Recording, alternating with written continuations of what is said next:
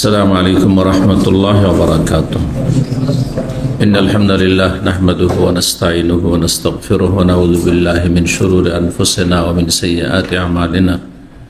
من يهده الله فلا مضل له ومن يضلل فلا هادي له، وأشهد أن لا إله إلا الله وحده لا شريك له، وأشهد أن محمدا عبده ورسوله صلى الله تعالى عليه وعلى آله وصحبه وسلم تسليما كثيرا.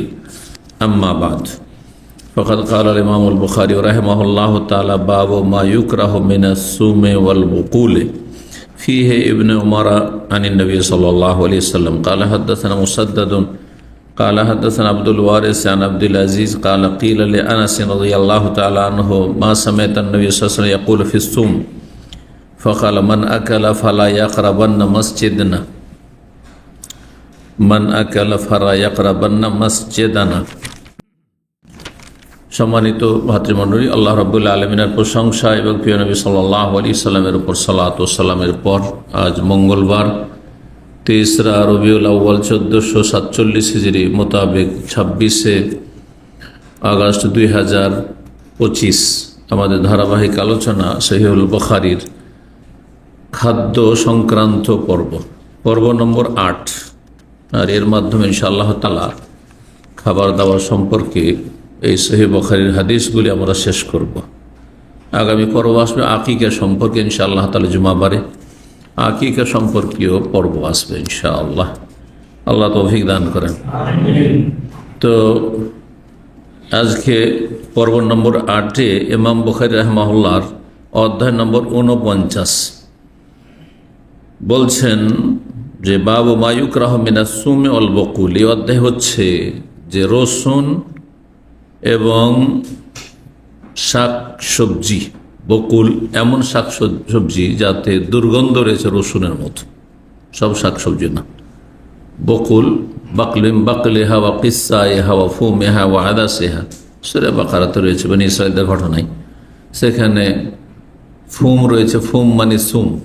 Sum মানে sum কাকে বলে? থুম বলেন আপনারা, রসুন। আর কিসসা, গতকালকে কিসসার আলোচনা এসছে শশা, এক জাতীয় শশা, ওটাকে শশাই বলে। শশা 2-3 রকমের, আর কেউ কেউ অন্য নামও দিয়েছে, যেমনটা বলেছি কালকে। আর বকুল, বাকলের বহুবচন। বাকল মানে যে কোনো শাকসবজি, কিন্তু বিশেষ করে যেসব শাকসবজিতে গন্ধ থাকে, খেলে কাঁচা খেলে, সালাদ খেলে গন্ধ করে, এইরকম কিছু, অথবা পাকিয়ে খেয়েও গন্ধ হয় অনেক সময়। যেমন মেথির শাক 2-3 দিন খান, দেখেন শরীর দিয়ে আপনার গন্ধ না থাকলেও গন্ধ বের হওয়া শুরু হয়ে যাবে। একসময় মেথির শাক আমি খুবই পছন্দ করতাম, খুব বেশি পছন্দ করতাম। তো তারপরে যখন জানতে পারলাম, মোটামুটি 2007-8 সালের দিকে বাচ্চাদেরকে মাদ্রাসা ভর্তি করে, কারণ বাসাতে মেথির শাক হইতো, ওরাও খেত, কিন্তু আর ওদের তো নাক খুব তেজ, এরা মশলা ফসলা খেতে অভ্যস্ত নয়, আর গন্ধ টন্ধ এরা বরদাস্ত করতে অভ্যস্ত নয়।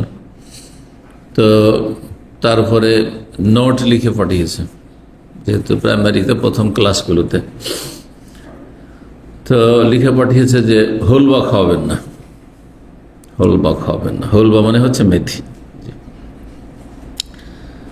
তো যেগুলিতে দুর্গন্ধ হয়, খেলে মুখ থেকে দুর্গন্ধ ছড়ায়, ওগুলো খাওয়া অপছন্দনীয়, বিশেষ করে যখন আপনি মসজিদে যাবেন। এমনিতে জায়েজ, না জায়েজ কিছু নাই।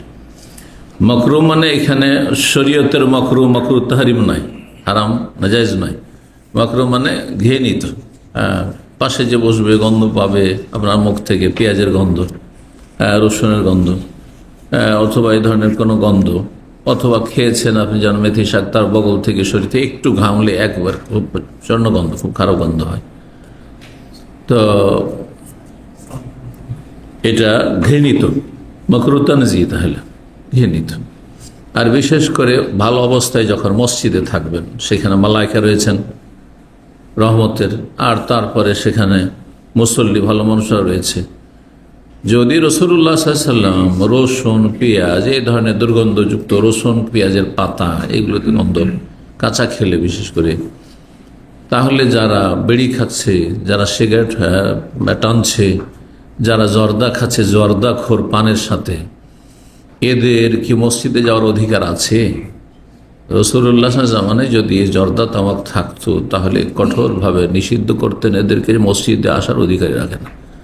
বরং রসুন, পেঁয়াজ এগুলি তো হালাল, কিন্তু তামাক হারাম। কারণ তামাক রসুন পেঁয়াজের মতো তৈয়বাতের অন্তর্ভুক্ত, পাক পবিত্র নয়, নোংরা, খবিস। আর কোরআনে কারিমে আল্লাহ রাব্বুল ইরশাদ করেছেন, রাসূলুল্লাহ সাল্লাল্লাহু আলাইহি ওয়াসাল্লামকে আল্লাহ বলছেন, আমি পাঠিয়েছি কিসের জন্য? ইউহিল্লু লাহুমুত তাইয়্যিবাত ওয়া ইউহাররিমু আলাইহিমুল খাবায়েস। সূরা আরাফে আল্লাহ ইরশাদ করেছেন, নবীকে পাঠানোর উদ্দেশ্য হচ্ছে পাক পবিত্র বস্তু, রুচিকর বস্তু, যেগুলো উপকারী বস্তু, সেগুলিকে হালাল করার উদ্দেশ্যে, হালাল ঘোষণার উদ্দেশ্যে, হালাল বলে জানিয়ে দেওয়ার উদ্দেশ্যে, আর যেগুলো খাবায় সেগুলিকে হারাম করার উদ্দেশ্যে। তো ইসলামের দৃষ্টিতে একটা কায়দা, নীতিমালা, কোরআনী নীতিমালা, কায়দা হচ্ছে, কায়দা মানে সার্কুলার, এই নিয়ম নীতিমালা যতগুলি পড়বে, যদি তাইয়্যিবাত পাক পবিত্র হয় তো খাওয়া যাবে, যদি খবিস হয়, নোংরা হয় তো হারাম।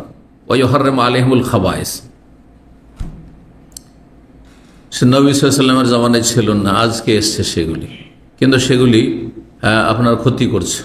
যেমন সেই যুগে হেরোইন, গাঁজা এগুলো ছিল না, এগুলো জানতো না মানুষ, জানতো মদ, জানতো। যেমন কেউ যদি বলে যে হিরোইন শব্দ তো কোরআনে নেই, গাঁজা শব্দ তো হাশিশ, এইসব তো এতে নেই, মুখাদ্দারাত এগুলো তো কোরআনে নেই, হ্যাঁ তাহলে হারাম, মদের চেয়ে নিকৃষ্ট হারাম। যে আসক্ত হয়ে গেছে এসব নেশাজাত, এই নোংরা বস্তুগুলির, তার জীবন শেষ, তার পরিবার শেষ, তার ধন সম্পদ সব শেষ। আল্লাহ হেফাজত করুন। তো এক কথা বলছিলাম, যারা বিড়ি, সিগারেট, জর্দা, তামাক খান তাদেরকে সতর্ক সাবধান করছি, এগুলি খাবায়েস, এগুলি শুধু মাকরুহ না, হারাম। খবিসকে আল্লাহ হারাম করেছেন রাসূলুল্লাহ সাল্লাল্লাহু আলাইহি ওয়াসাল্লামের মাধ্যমে। সমস্ত নবী রাসূলগণ খবিস, নোংরা বস্তুগুলিকে হারাম করতে এসেছে। কোনটা তাইয়্যিব, কোনটা খবিস, এটা বোঝার জন্য একটা উদাহরণ দিচ্ছি। যদি আপনাদের বলা হয় যে এই খাবারটা মসজিদে বসে খেতে হবে, যে খাবার এখন ধরেন, তাই না, নাস্তা করতে হবে, অসুবিধা আছে? কোনো অসুবিধা নেই। কিন্তু যদি বলা হয় যে সিগারেট খেতে হবে, বেনামাজিকেও যদি বলেন যে জীবনে নামাজ পড়েন, তাকেও যদি মসজিদে সিগারেট খেতে হবে, তাকে কোনো মতেই রাজি করতে পারবেন না। তাহলে বোঝা গেল যে হ্যাঁ, সিগারেট, বিড়ি এগুলিতে তামাক ভরা আছে, এগুলি হচ্ছে খাবায়েস, খবিস। এই জন্য তৈয়ব জায়গায়, পাক পবিত্র জায়গায় আপনি খেতে কোনো মতেই রাজি হচ্ছেন না, খবিস এগুলি। পক্ষান্তরে যারা বিড়ি খোর, সিগারেট খোর, তারা বাথরুমে বসে বিড়ি সিগারেট টানে, খবিস জায়গাতে খবিস টানে। বোঝা গেল যেগুলো খবিস, আর খবিসকে আল্লাহ হারাম করেছেন। তো কাঁচা পেঁয়াজ, কাঁচা রসুন, এখানে সোমের পরে বকুল বলা হয়েছে বিশেষভাবে, এখানে পেঁয়াজ উদ্দেশ্য, কারণ পেঁয়াজে গন্ধ আছে, রসুনে গন্ধ আছে। সুতরাং এমন টাইমে আপনি খেতে পারেন যেই টাইমে আপনার জামাত কাছাকাছি নেই, তাতে এসা পরে খেয়ে নিলেন, সকাল হইতে হইতে মুখের গন্ধ দূর হয়ে গেল। ফজর পরে খেয়ে নিলেন, ফজর পড়ে আর তারপর জোহর পর্যন্ত মুখের গন্ধ দূর হয়ে গেল, তার ঠিক আছে। কিন্তু আপনি জোহরের আগে খানে খাচ্ছেন, অথবা আসরের আগে, অথবা যে কোনো নামাজের আগে খানে খাচ্ছেন, আর তারপরে কাঁচা পেঁয়াজ, কাঁচা রসুন খেয়ে মসজিদে যাবেন, নিষেধ করেছেন নবী সাল্লাল্লাহু আলাইহি ওয়াসাল্লাম। মসজিদে যাওয়া জায়েজ নয়, মসজিদে যাওয়া জায়েজ নয় কাঁচা রসুন, কাঁচা পেঁয়াজ খেয়ে। কারণ নবী সাল্লাল্লাহু আলাইহি ওয়াসাল্লামের হুকুম যে মসজিদে যেন না আসে, আমাদের মসজিদে, মানে মসজিদে নববী নয়, শুধু মুসলিমদের মসজিদে না আসে। তো এই জন্য আলেমারা বলেছেন যে যদি কেউ এরকম খেয়ে নিয়ে থাকে কাঁচা রসুন, কাঁচা পেঁয়াজ, আর তার মুখ থেকে এখনো গন্ধ যায়নি, আর জামাত মসজিদে হতে যাচ্ছে, সে জামাতে যাবে না, বাড়িতে নামাজ পড়তে। ওয়ালিয়াসাল্লি ফি বাইতিহি ওয়ালিয়াকুদ ফি বাইতিহি, বাড়িতে বসো, হাদিসও রয়েছে, ওই হাদিসের আলোকে। তো এখানে তাবেঈ আব্দুল আজিজ তিনি বলছেন, কিল আলী আনাস রাদিয়াল্লাহু তাআলা আনহুকে জিজ্ঞেস করা হলো, মা সামিআতান নবী সাল্লাল্লাহু আলাইহি ওয়াসাল্লাম ইয়াকুলু ফিস সাওম, নবী সাল্লাল্লাহু আলাইহি ওয়াসাল্লামকে সুম মানে রসুন সম্পর্কে কি বলতে শুনেছেন আপনি? যেহেতু সরাসরি আপনি শুনে হবেন রসুন সম্পর্কে। ফাকালা, তখন আনাস বলেন, মান আকালা, নবী সাল্লাল্লাহু আলাইহি ওয়াসাল্লাম বলেছেন যে খাবে, কি খাবে? রসুন, রসুন জাতীয় যেগুলোতে দুর্গন্ধ হয়। ফালা ইয়াকরাবান্না মাসজিদানা, আমাদের মসজিদের কাছেও যেন না আসে, ধারে কাছে না আসে, মসজিদের নিকটবর্তী যেন না হয়, মসজিদের বারান্দা তো যাবেন না, মসজিদের বাইরে থাকবেন। অন্যরা এত অতিরিক্ত যেমনটা বললাম, ওলিয়া কদফি বাইতে, বাড়িতে বসো, বা ওলিয়া জালিস ফি বাইতে, বাড়িতে বসো, বাড়িতে নামাজ পড়তে, নামাজের টাইম হয়েছে বাড়িতে নামাজ পড়ো, তোমার জামাতে আসার অধিকার নেই, কারণ তুমি আল্লাহর ফেরেশতাদের কষ্ট দিবে, আল্লাহর বান্দা ভালো মানুষদের কষ্ট দিবে। মসজিদে এসে কাঁচা রসুন, কাঁচান পেঁয়াজ, কিন্তু পাকিয়ে নিলে সাধারণত পেঁয়াজ রসুনের গন্ধ থাকে না, সুতরাং ওলামারা বলছেন যে মদবুখ, পাকা যদি হয় তো অসুবিধা নেই। তো এখানে শুধু রসুন বলা হয়েছে, মানে রসুন কেমন? সুম আর নেই, নেই মানে কাঁচা, জি কাঁচা। আর আপনাদের জানা আছে যে কাঁচা রসুন, কাঁচা পেঁয়াজি বেশি গন্ধ। 5452 নম্বর হাদিস বর্ণনা করেছেন ইবনে শিহাব জুহরি রাহিমাহুল্লাহ তাবেঈ, তিনি বলছেন, হাদাসানি আতা, আমাকে প্রখ্যাত তাবেঈ আতা রাহিমাহুল্লাহ বর্ণনা করেছেন যে আন্না জাবের বিন আব্দুল্লাহ রাদিয়াল্লাহু আনহুমা জামা, জাবের বিন আব্দুল্লাহ রাদিয়াল্লাহু তাআলা আনহুমা তিনি বিশ্বাস করেন, জামা মানে ধারণা করা, জামা মানে বিশ্বাস করা, আর যেটা মানুষ বিশ্বাস করে সেটাই বলে, সুতরাং বলারও ভাব অর্থে বলা হয়। তার ধারণা মানে তার বিশ্বাস, বা তিনি বলেছেন যে আন্নান নবী সাল্লাল্লাহু আলাইহি ওয়াসাল্লাম বলেন, মান আকালা সুমান আও বাসালান, এই যে বাসাল চলে আসে, বাসাল মানে পেঁয়াজ, কেউ যদি রসুন খায় অথবা পেঁয়াজ খায় কাঁচা, ফালিয়াতাজিলনা, তাহলে আমাদের থেকে যেন দূরে থাকে, আমাদের থেকে দূরে থাকে। সাধারণত ভালো মানুষদেরকে মসজিদে পাওয়া যায়, মসজিদ থেকে দূরে থাকে। তারপরে মসজিদে নয় হয়তো, কিন্তু রাসূলুল্লাহ সাল্লাল্লাহু আলাইহি ওয়াসাল্লামের মজলিসে কাছাকাছি আসবে না, দূরে থাকো। তো মসজিদে দিনের মজলিসে, এই যে দিনের আলোচনা চলছে, আর কেউ বেড়ে সিগারেট খেয়েছে, আর এখানে এসে কানের কাছে এসে, মুখের কাছে এসে মাসলা জিজ্ঞাসা করছে, না দূরে থাকো, তো দূরে থাকো। এটি হচ্ছে হাদিসের নির্দেশ। জর্দা খেয়েছে, জর্দার গন্ধ আসছে, দূরে থাকো তুমি। ফালিয়াতাজিলনা, আমাদের থেকে যেন দূরে থাকে। বর্ণনাকারী সন্দেহ, অথবা বলেছে আউলিয়াতাজিল মসজিদান, আমাদের মসজিদ থেকে যেন দূরে থাকে, মসজিদ আসবে না, কারণ মসজিদে জামাতে আসা ফরজ ওয়াজিব। পক্ষান্তরে দিনের মৌলিক জ্ঞান যদি থাকে, দিন আপনি পালন করতে পারছেন, আপনার জীবনে সহি শুদ্ধ আমল করতে পারছেন, তাহলে অতিরিক্ত দিন শিখা হচ্ছে ফরজে কিফায়া, নফল, সুন্নাত। দিন শিখার দুটো স্তর আছে। যদি কারো ইসলামের মৌলিক বিষয়গুলি না জানা থাকে, তাহারাত, ওযু, তায়াম্মুম, গোসল, এগুলি জানে না, আকীদা জানে না, আরকানে ইসলাম, আরকানে ঈমান, ইহসান কিচ্ছু জানে না, এসব ভালো করে জানা নেই। 5 ওয়াক্ত সালাত, সালাতের তরিকা ভালো করে জানে না, সহি শুদ্ধ, জানলে ভুল জানে না হয় জানে না, বেদাতি নামাজ জানে, রোজার মশলা মশাই জানে না, হজে যাবে, উমরা যাবে, মশলা মশাই জানে না, তাহলে শিখা ফরজ, তখন ফরজ। কিন্তু আপনার দৈনন্দিন জীবনে যা কিছু করছেন আপনি, ফরজ সুন্নাত সে সম্পর্কে জানা আছে। এখন অতিরিক্ত ইলম হাসিল করা, এটা ফরজে কিফায়া, কিছু লোক করলেই হয়, আবার কেউ না করলে কাজ হবে না। কারণ আপনারাও ইলম শিখে বড় আলেম হবেন না, আমিও হব না, আমিও পড়াশোনা করবো না, তো মাসলা মাসাল বলবে কি?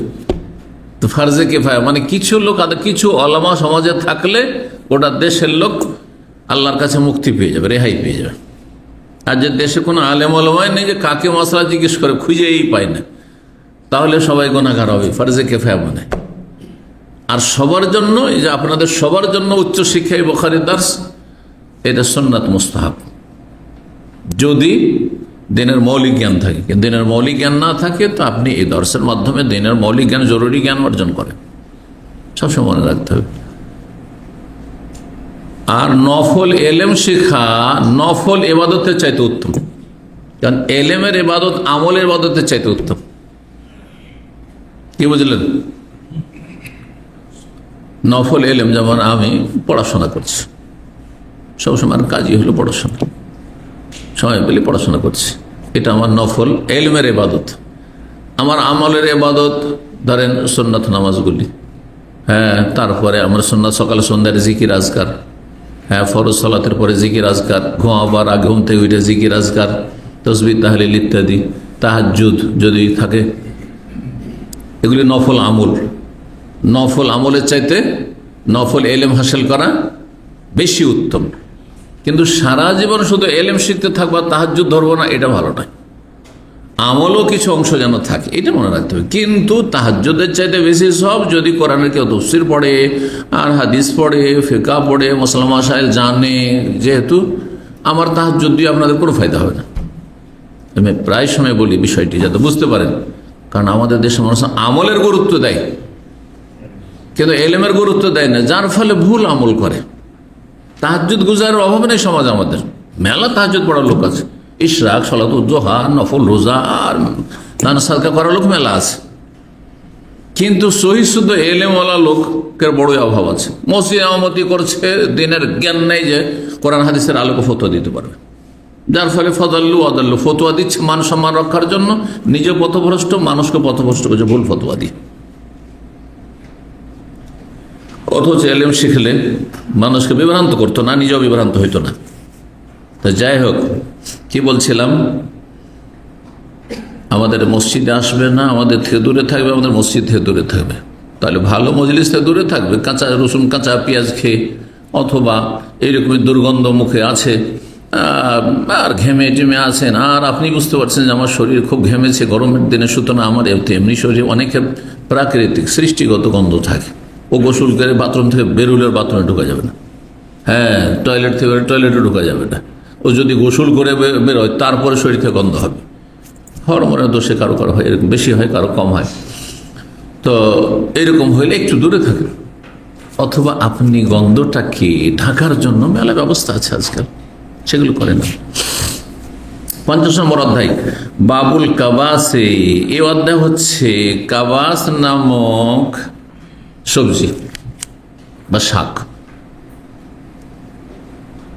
বলছেন ওয়াহুয়া সামারুল আরাক, কোন কোন রিওয়ায়াতে সামার শব্দটি রয়েছে, আমার মানে ফল, আরাক মানে পিলু, বাংলায় অনুবাদকরা পিলু লিখেছে, উর্দুতে এটাকে পিল্লু বলে। এক ভাষা থেকে আরেক ভাষা গেলে কাছাকাছি, হ্যাঁ, পাশাপাশি ভাষা হলে একটু পার্থক্য হয়ে যায়, হয় না? পিলু বুঝেন না আপনারা? বুঝেন? পিল্লুও বুঝেন না, কিন্তু যদি চিনিয়ে দিতে খুব বুঝবেন। যে মিশ্রকটা আরব দেশে পাওয়া যায় সেটা হচ্ছে ওই পিলু গাছেরই জড়, শেকড়। এই মিশ্রক আসে কোত্থেকে, কে বলতে পারে? সৌদি আরবে যে দাম্মামে পাচ্ছেন, আসে কোত্থেকে? আসে দাম্মামের আশেপাশে আছে এগুলো গাছ? নেই। নাজরান অথবা জিজান, আমি জিজান দেখেছি, নাজরানে দেখিনি, যদিও নাজরান এলাকায় গেছি, একবার গেছি, কিন্তু জিজান এলাকা কয়েকবার গেছি আর খুব বেশি ঘুরেছি। তো ওখানে জুমা মসজিদে বক্তব্য করতে গিয়ে তো 3 দিন 4 দিন থেকেছি। তো জুমা পড়তে যাচ্ছি, দেখছি যে মসজিদের গেটে দাঁড়িয়ে লম্বা লম্বা আপনার পুরো শেকড় সহ, যাতে এখানে যে বিক্রি করে 3টা 4টা 5টা মেশওয়াক হবে, কেটে কেটে বিক্রি করছে না, এইরকম গোটা গোটা করে ধরাচ্ছে, এত লম্বা লম্বা, তুমি নিজেকে বাসায় কাটো। আমাদের ওখানে তো একটা কিনতে হয় 2 রিয়াল, এখন তো আরও দাম বেড়ে গেছে। এক সময় তখন 1 রিয়াল 2 রিয়াল ছিল, 10 বছর 15 বছর আগে। তো আপনাদের এখানে কী ব্যাপার, এগুলো এমনি বিতরণ করছে, দিচ্ছে? তো বলছে এখানে হয় মাঠ থেকে নিয়ে আসে উঠিয়ে, আর নেকির আশাতে মুসল্লিদের কি করে, মসজিদের গেটে দাঁড়িয়ে দাঁড়িয়ে বিতরণ করে ফিরি। এইটা হচ্ছে আরাকের গাছ। আরাকের গাছ আমাদের সেই সব গাছ পাওয়া যায় না। এটা কিন্তু শেকড়, জড়, নরম জড় থাকে, জড়। এটা কাণ্ড ডাল নাই, কাণ্ড বা ডাল নাই। আমাদের দেশে নিম গাছের, আমাদের দেশে অঞ্চলে খুব নিমের গাছ আছে, নিম গাছের মিশ্রক আমরা করি। আপনারা অন্য কোনো গাছের করেন? হ্যাঁ, সাধারণত নিম গাছেরই। আরও কিছু কিছু গাছ আছে যেগুলো দেশে অনেক মিশ্রক করে। এক কথাই, যদি নরম হয়, দাঁতের বা দাঁতের মাড়ির ক্ষতি না করে, আর সেটা আপনি ভালো মনে করেন, তো তা দিয়ে আপনি মিশ্রক করতে পারেন। জি, মিশ্রকের জন্য জরুরি নয় যে পিলু হইতে হবে আরব দেশের, অথবা নিমই হইতে হবে। নিম তিতা, সেটা দাঁতের মাড়ির জন্য উপকারী, সেই জন্য সেটা ভালো। তারপরে যত নরম হবে তত ভালো, শরীয়তের দৃষ্টিতে যত নরম হবে মিসওয়াক তত ভালো, কারণ তাতে আপনার মাড়ির ক্ষতি করবে না বা কম করবে। তো এই পিলু কি আছে এতে বলছেন, এই পিলুর কথা, এই পিলুর গাছের কথা, এই পিলুর গাছ বা গাছের জড় ইত্যাদি ব্যবহার করা তো আজকাল ব্যবহার হচ্ছে। 5453 নম্বর হাদিস বর্ণনা করছেন আবু সালমা, তিনি বলেন আখবারনি জাবির বিন আব্দুল্লাহ, আমাকে হাদিস জানিয়েছেন জাবির বিন আব্দুল্লাহ রাদিয়াল্লাহু তাআলা আনহু, তিনি বলেন কুন্না মা রাসূলিল্লাহ সাল্লাল্লাহু আলাইহি ওয়াসাল্লাম মাররিজ জাহরান, আমরা রাসূলুল্লাহর সাথে মাররুজ জাহরান নামক স্থানে ছিলাম। এটা এখানকার জাহরান না, এখানকার জাহরান হচ্ছে শুধু জাহরান, আপনারা ওইটাকে ডিএস দিয়ে লেখা আছে, ইংলিশ পড়েন তো সেই জন্য দাহরান পড়ছেন না, বা দেহরান পড়ছেন, কিন্তু না, এটি আসলে জাহরান জোয়া দিয়ে, হ্যাঁ, তয়ের পরে জোয়া আছে জাহরান। আরেকটি জাহরান আছে আপনার জিজান এলাকাতে, জাহরানুল জুনুব, দক্ষিণ জাহরান, সেখানে গিয়েছে বক্তব্য করেছে। আর এটি হচ্ছে মাররুজ জাহরান, যেটি মদিনা থেকে যেতে মক্কার কাছাকাছি একটি জায়গা, মক্কার বাইরে আছে। হ্যাঁ, হুদাইবিয়ার সন্ধির বছর নবী সাল্লাল্লাহু আলাইহি ওয়াসাল্লাম যে সফর ছিল, তো মাররুজ জাহরান হয়ে অতিক্রম করেছে নবী সাল্লাল্লাহু আলাইহি ওয়াসাল্লাম। এবং সেই হাদিসে, হুদাইবিয়ার সন্ধির হাদিসে বা সিরাতের ঘটনায় এই জায়গার নাম উঠে এসছে। নাজনিল কাবাসা, আমরা তখন পিলুর ফল কি করছিলাম, পোড়াচ্ছিলাম, যেটাকে টুকানো বলেন আপনারা। আমরা আমের দেশে যখন একটু বাতাস শুরু হইতো আর ঝড় হইলে কে বাড়িতে থাকে, কি করতাম, সব বাগানে গিয়ে হাজির। অথচ ঝড়ের সময় খুবই রিস্ক থাকে, ডাল ভেঙে যদি পড়ে তো বিপদ। কিন্তু আমের একটা কি নেশা, যেমন কিছু লোকের মাছ ধরা নেশা আছে, হ্যাঁ, শিকার করা নেশা, ওই রকমে আম কোড়ানো নেশা। তো আমাদের অঞ্চলে আমরা আম কোড়ানো বলি, আপনাদের কোনো কোনো অঞ্চলে ওইটাকে টুকানো বল। তো জানা এজিনে মানে কোড়া, উঠানো, পড়ে আছে কোড়ানো। আমরা সে কাবাস নামক ফল কোড়াচ্ছিলাম। ফাকাল রাসূলুল্লাহ সাল্লাল্লাহু আলাইহি ওয়াসাল্লাম দেখে বলেন আলাইকুম বিল আসওয়াদ মিনহু, তোমরা কালোটা কোড়াও, কালো রঙেরটা নিও, কারণ এটা মিষ্টি বেশি। নবী সাল্লাল্লাহু আলাইহি ওয়াসাল্লাম বলছেন, হ্যাঁ, মরুভূমিতে সেই গাছ আর গাছের ফল, কালোটা খাও, কালোটা বেশি মিষ্টি। ফাইন্নাহু আইতাব, সেটা বেশি সুস্বাদু, সেটা বেশি মিষ্টি। জাম, চেরি ফল লাল হয়ে থাকলে মিষ্টি না, যত কালো হবে মিষ্টি। জি, এইরকম। ফাকিলা, তখন জিজ্ঞেস করা হলো, বলা হলো, মানে জিজ্ঞেস করা, রাসূলুল্লাহ অবাক হয়ে সাহাবীরা জিজ্ঞেস করছেন, নবী সাল্লাল্লাহু আলাইহি ওয়াসাল্লাম মরুভূমির এই ফলেরও খবর রাখছেন? জি, ফলের খবর কে রাখে এইসব মাঠে ঘাটে, মরুভূমিতে, পাহাড়ি এলাকাতে যে বকরি ছাগল চড়ায়? তো সাহাবাইকে আমরা জিজ্ঞেস করলেন, এখন তো তার আলগা নাম, ইয়া রাসূলুল্লাহ, আপনি কি কখনো ছাগল চড়াতেন, ছাগল চড়িয়েছেন নাকি? না হলে এইসব নলেজ কোত্থেকে আপনার কাছে? হ্যাঁ, যে কালো পিলুটা তোমরা উঠাও, কুড়াও আর খাও, এটা খাও। কালার নাম, হ্যাঁ অবশ্যই আমি বকরি চড়িয়েছি, বরং মজদুর হে বকরি চড়ে রাসূলুল্লাহ সাল্লাল্লাহু আলাইহি ওয়াসাল্লাম। মক্কার এক কাফের বকরির পালের মালিক, সচ্ছল ব্যক্তি, তার দৈনিক কয়েকটা কিরাত, কটা পয়সা দিবে, হ্যাঁ, দৈনিক পারিশ্রমিকের বিনিময়ে তিনি বকরি চড়িয়েছেন। কুনতু আর লিরাজুলিন আলা কারারিতা লিরাজুলিন মিন আহলি মক্কা, মক্কার একজন লোকের বকরি চড়াইতাম আমি কয়েকটা কিরাতের বিনিময়ে। না ওয়াহাল মিন নবীন ইল্লা রাহা, আমি কেন, এমন কোন নবী নেই যে বকরি চড়াইনি। ওয়াহাল মিন নবীন, হাল এখানে নায়ের অর্থে। হাল মানে কি হয়, সাধারণত হাল মানে আরবিতে কি হয়, অল্প বিদ্যা থাকলে শুধু কি হয়, কিন্তু বেশি বিদ্যা থাকলে ক্ষেত্র বিশেষে নাও হয়। হালের পরে যদি ইল্লা আসে তাহলে নায়ের অর্থ হয়। এই যে দেখেন, ওয়াহাল মিন নবীন ইল্লা রাহা, এই যে ইল্লা আসলো, এমন কোন নবী আছে যে বকরি চড়ায়নি? শাব্দিক অর্থ, সব নবী বকরি চড়িয়েছে। কেন? কারণ বকরি জ্বালাই বেশি, গরু আর উঁট এত জ্বালাই না, চড়তে আছে, যতক্ষণ ঘাস আছে চড়তে আছে। কিন্তু বকরি যতই সামনে ঘাস থাক, খালি ছো মেরে বেড়াবে, চোমার বুঝে তো, ওর এইদিকে মুখ দিবে, ওর এইদিকে মুখ দিবে। তো তো নিজের মালিকের জমিতে থাকবে না, হ্যাঁ ডিস্টার্ব করবে, সুতরাং ওর সাথে সবসময় দৌড়াদৌড়ি করতে হবে, ওই করতে হবে, ওই হাই করতে হবে, শুধু হ্যাঁ বকাবকি করতেই থাকতে হবে। তা এতে হয় কি, মানুষের মধ্যে ধৈর্যের ক্ষমতা বৃদ্ধি পায়। যে যত বেশি বিরক্তি বরদাস্ত করবে, হ্যাঁ তত বেশি তার মধ্যে কি হবে, আপনার এই ধৈর্যের শক্তি বৃদ্ধি পাবে। প্রশিক্ষণ, তরবিয়ত, ট্রেনিং কোর্স। যে জীবনে মানুষের গাল খায়নি, সে একটা গাল খেয়ে তার মাথা খারাপ হয়ে যাবে। একটা গাল যদি এখন কারো শুনে নেয়, সারা রাতের ঘুম হারাম হয়ে যাবে, ঠিক না?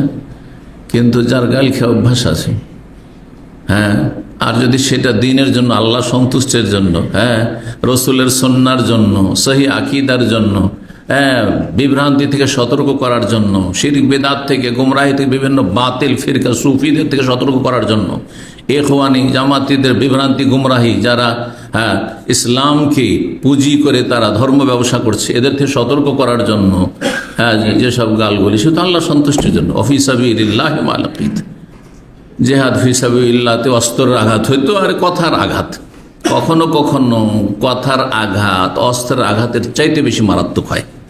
জানেন না? জি। একজন আরবি কবি বলছে, জারাহাত সেনানে লাহাল তেয়াম, যদি তরবারির আঘাত লাগে তো ঘাস শুকিয়ে গেলে সেটা ভরাট হয়ে যায়, তারপর অনেক সময় চেনা যায় না। আমাদের হাতে পা অনেক জায়গায় কেটেছে, এখন আর দাগ নেই, সে চলে গেছে। একসময় কত বছর ধরে অনেক দাগ থেকেছে, তারপরে মিটেছে। টিকা, অনেকে টিকা দিয়েছেন, একসময় আমাদের টিকা হইতো, ওই ছোটকালে একটা টিকার শুধু দাগ আছে, আর বাকি এখানে আমার মনে পড়েছে হোশ হওয়ার পরে এগুলোতে আরো দুটো টিকা দিয়েছে। তখনকার যুগের টিকাতে ঘা হইতো, দাগ হইতো গোল হয়ে, নেই ছিল আমার মনে পড়েছে 5 বছর 7 বছর 10 বছর আমার প্রথম দিকে ছিল, তারপর আর নেই, নিশ্চিহ্ন হয়ে গেছে। কিন্তু জবান দ্বারা যে আঘাত হয় সে ঘায়ের পুরাট হয় না, সে ঘায়ের ভরাট হয় না, ঘা থেকে যায়, অন্তরের আঘাত থেকে যায়।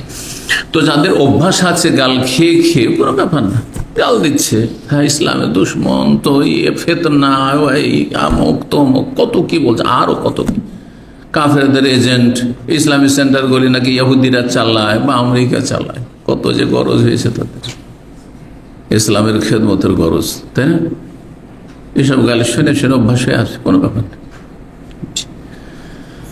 আর তাতে যদি মানুষ নেকির আশা রাখে তখন আরো কষ্ট কমে যায়, কোনো কষ্টই থাকে না, ভালো লাগে, কারণ নেকি বাড়লো, নেকি বাড়ছে। সাদাকা, সাহাবাই কেরামগণ গাল খাচ্ছেন, উম্মাতুল মুমিন গাল খাচ্ছেন রাফিজি শিয়াদের কাছে, তাদের কাজই হইলে এই অভিশপ্তদের, হ্যাঁ রাসূলুল্লাহ প্রিয়জনদেরকে গাল দেওয়া। চিন্তা করেন, আপনার স্ত্রীকেও যদি গাল দেয় বরদাস্ত করতে পারবেন?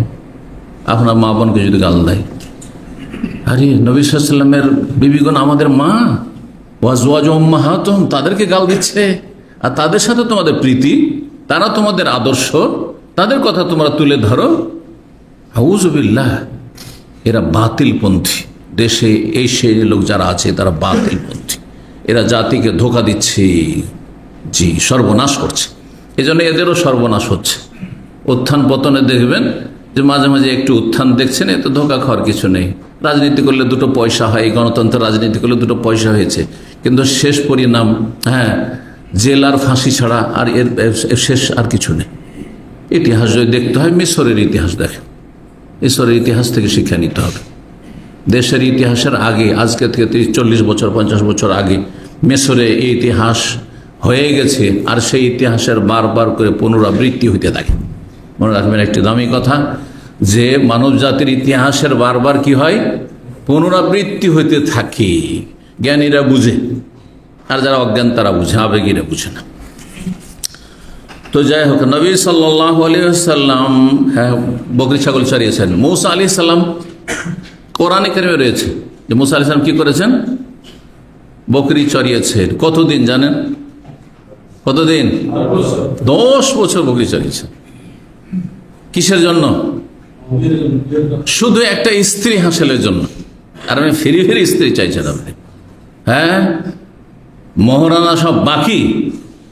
আউযু বিল্লাহ, যেই জিনিসে যত বেশি মূল্য দেবেন তার মূল্যায়ন তত বেশি করবেন। এই জন্য আমাদের ইসলামিক সেন্টারে 1999 থেকে অডিও ক্যাসেট শুরু হয় 2005 পর্যন্ত। প্রথম 2005-এ ভিডিও শুরু হয়। এই যে 5 বছর 6 বছর, হ্যাঁ, অডিও রেকর্ডিং হইতো, আমাদের আলোচনাগুলি অডিও হইতো, আর অডিও সবগুলি প্রচার করা হইতো। আমাদের ডাইরেক্টর ছিল জাযাহুল্লাহ খায়ের, দুনিয়া থেকে চলে গেছেন, রাহেমাহুল্লাহ, দুনিয়াতে গত বছর ইন্তেকাল করেছেন, আল্লাহ যেন জান্নাতবাসী করেন। তো খুবই ভালো মানুষ ছিলেন, অথচ দুনিয়ার তিনি ইঞ্জিনিয়ার ছিলেন, তিনি ইলেকট্রিক্যাল ইঞ্জিনিয়ার ছিলেন আপনার। কিন্তু এত দিনদার পরেজগার মানুষ ছিলেন, সুবহানাল্লাহ। উনি বলতেন যে দেখেন, আপনারা অবহেলা করিয়েন না, আপনারা যা কিছু বলছেন রেকর্ড করেন, হয়তো এখন ফায়দা হয় না, পরে ফায়দা হবে, সুবহানাল্লাহ। এটা আমাদের উৎসাহিত করেছে। তখন আমি নিজে জানতাম না যে আমার বক্তব্য থেকে কে বা ফায়দা পাবে। আমি একজন শিক্ষক ছিলাম, তার আগে 7 বছরের শিক্ষকতার অভিজ্ঞতা ছিল, বুখারী পর্যন্ত পড়েছি। কিন্তু এইভাবে দাওয়ার কাজ, এটাতে অত ইন্টারেস্টও ছিল না। আর আমি এই নির্লজ্জ না হইলে আমাদের সমাজের বক্তা হয় না, কারণ বেশিরভাগ বক্তা মুখে যার কোনো কিছু বাঁধে না, হ্যাঁ, নির্লজ্জ তারাই বেশি বক্তা হইতে পারে, ঠিক না? আর যেহেতু আমার একটা লজ্জা ছিল, যার ফলে আমি চিন্তা করতে এটা আমার কাজ নাই। যারা সুর সার করতে পারে আর হাসাতে পারে, কাঁদাতে পারে, তারাই বক্তা হয় সমাজে, যার ফলে ওই দিকে ইন্টারেস্টটা ছিল না। কিন্তু আল্লাহ বলছেন তোকে এটাই করতে হবে। শিক্ষকতা থেকে আল্লাহ নিয়ে এসে এখানে লাগালেন, 27 বছর হয়ে গেল, আলহামদুলিল্লাহ। যদি শিক্ষকতা করতাম, মাদ্রাসার গণ্ডিতে কিছু আলেম তৈরি করে দিতাম, বেশ কিছু আমাদের ছাত্ররা মদিনা থেকে পাশ করে গেছে, বিভিন্ন জায়গায় আছে দেশ বিদেশে। কিন্তু আল্লাহ এমন জায়গায় রেখেছেন যে সাদা সিধা মানুষ, যারা দিশেহারা মানুষ, যারা সুন্নাত বুঝতো না, তারা তৌহিদ বুঝতো না, যারা শিরক বুঝতো না, যারা বেদাত বুঝতো না, যারা বেদিন বেনামাজি ছিল, হ্যাঁ, এই ওসিলাতে আল্লাহ তাদেরকে জাহান্নামের রাস্তায় জান্নাতের রাস্তায় লাগিয়েছেন। বলুন আলহামদুলিল্লাহ, আল্লাহ যেন কবুল করেন। তো কি বলছিলাম, কি বলতে গিয়ে বললাম, হ্যাঁ, মিলাইতে হবে, হ্যাঁ, ফ্রি বলছি যে ফ্রি জিনিসের মূল্য থাকে না, ফ্রি জিনিসের আসল জায়গায় আসতে হবে। তো কোনোদিন একটা ক্যাসেট ফ্রি দেওয়া হয়নি।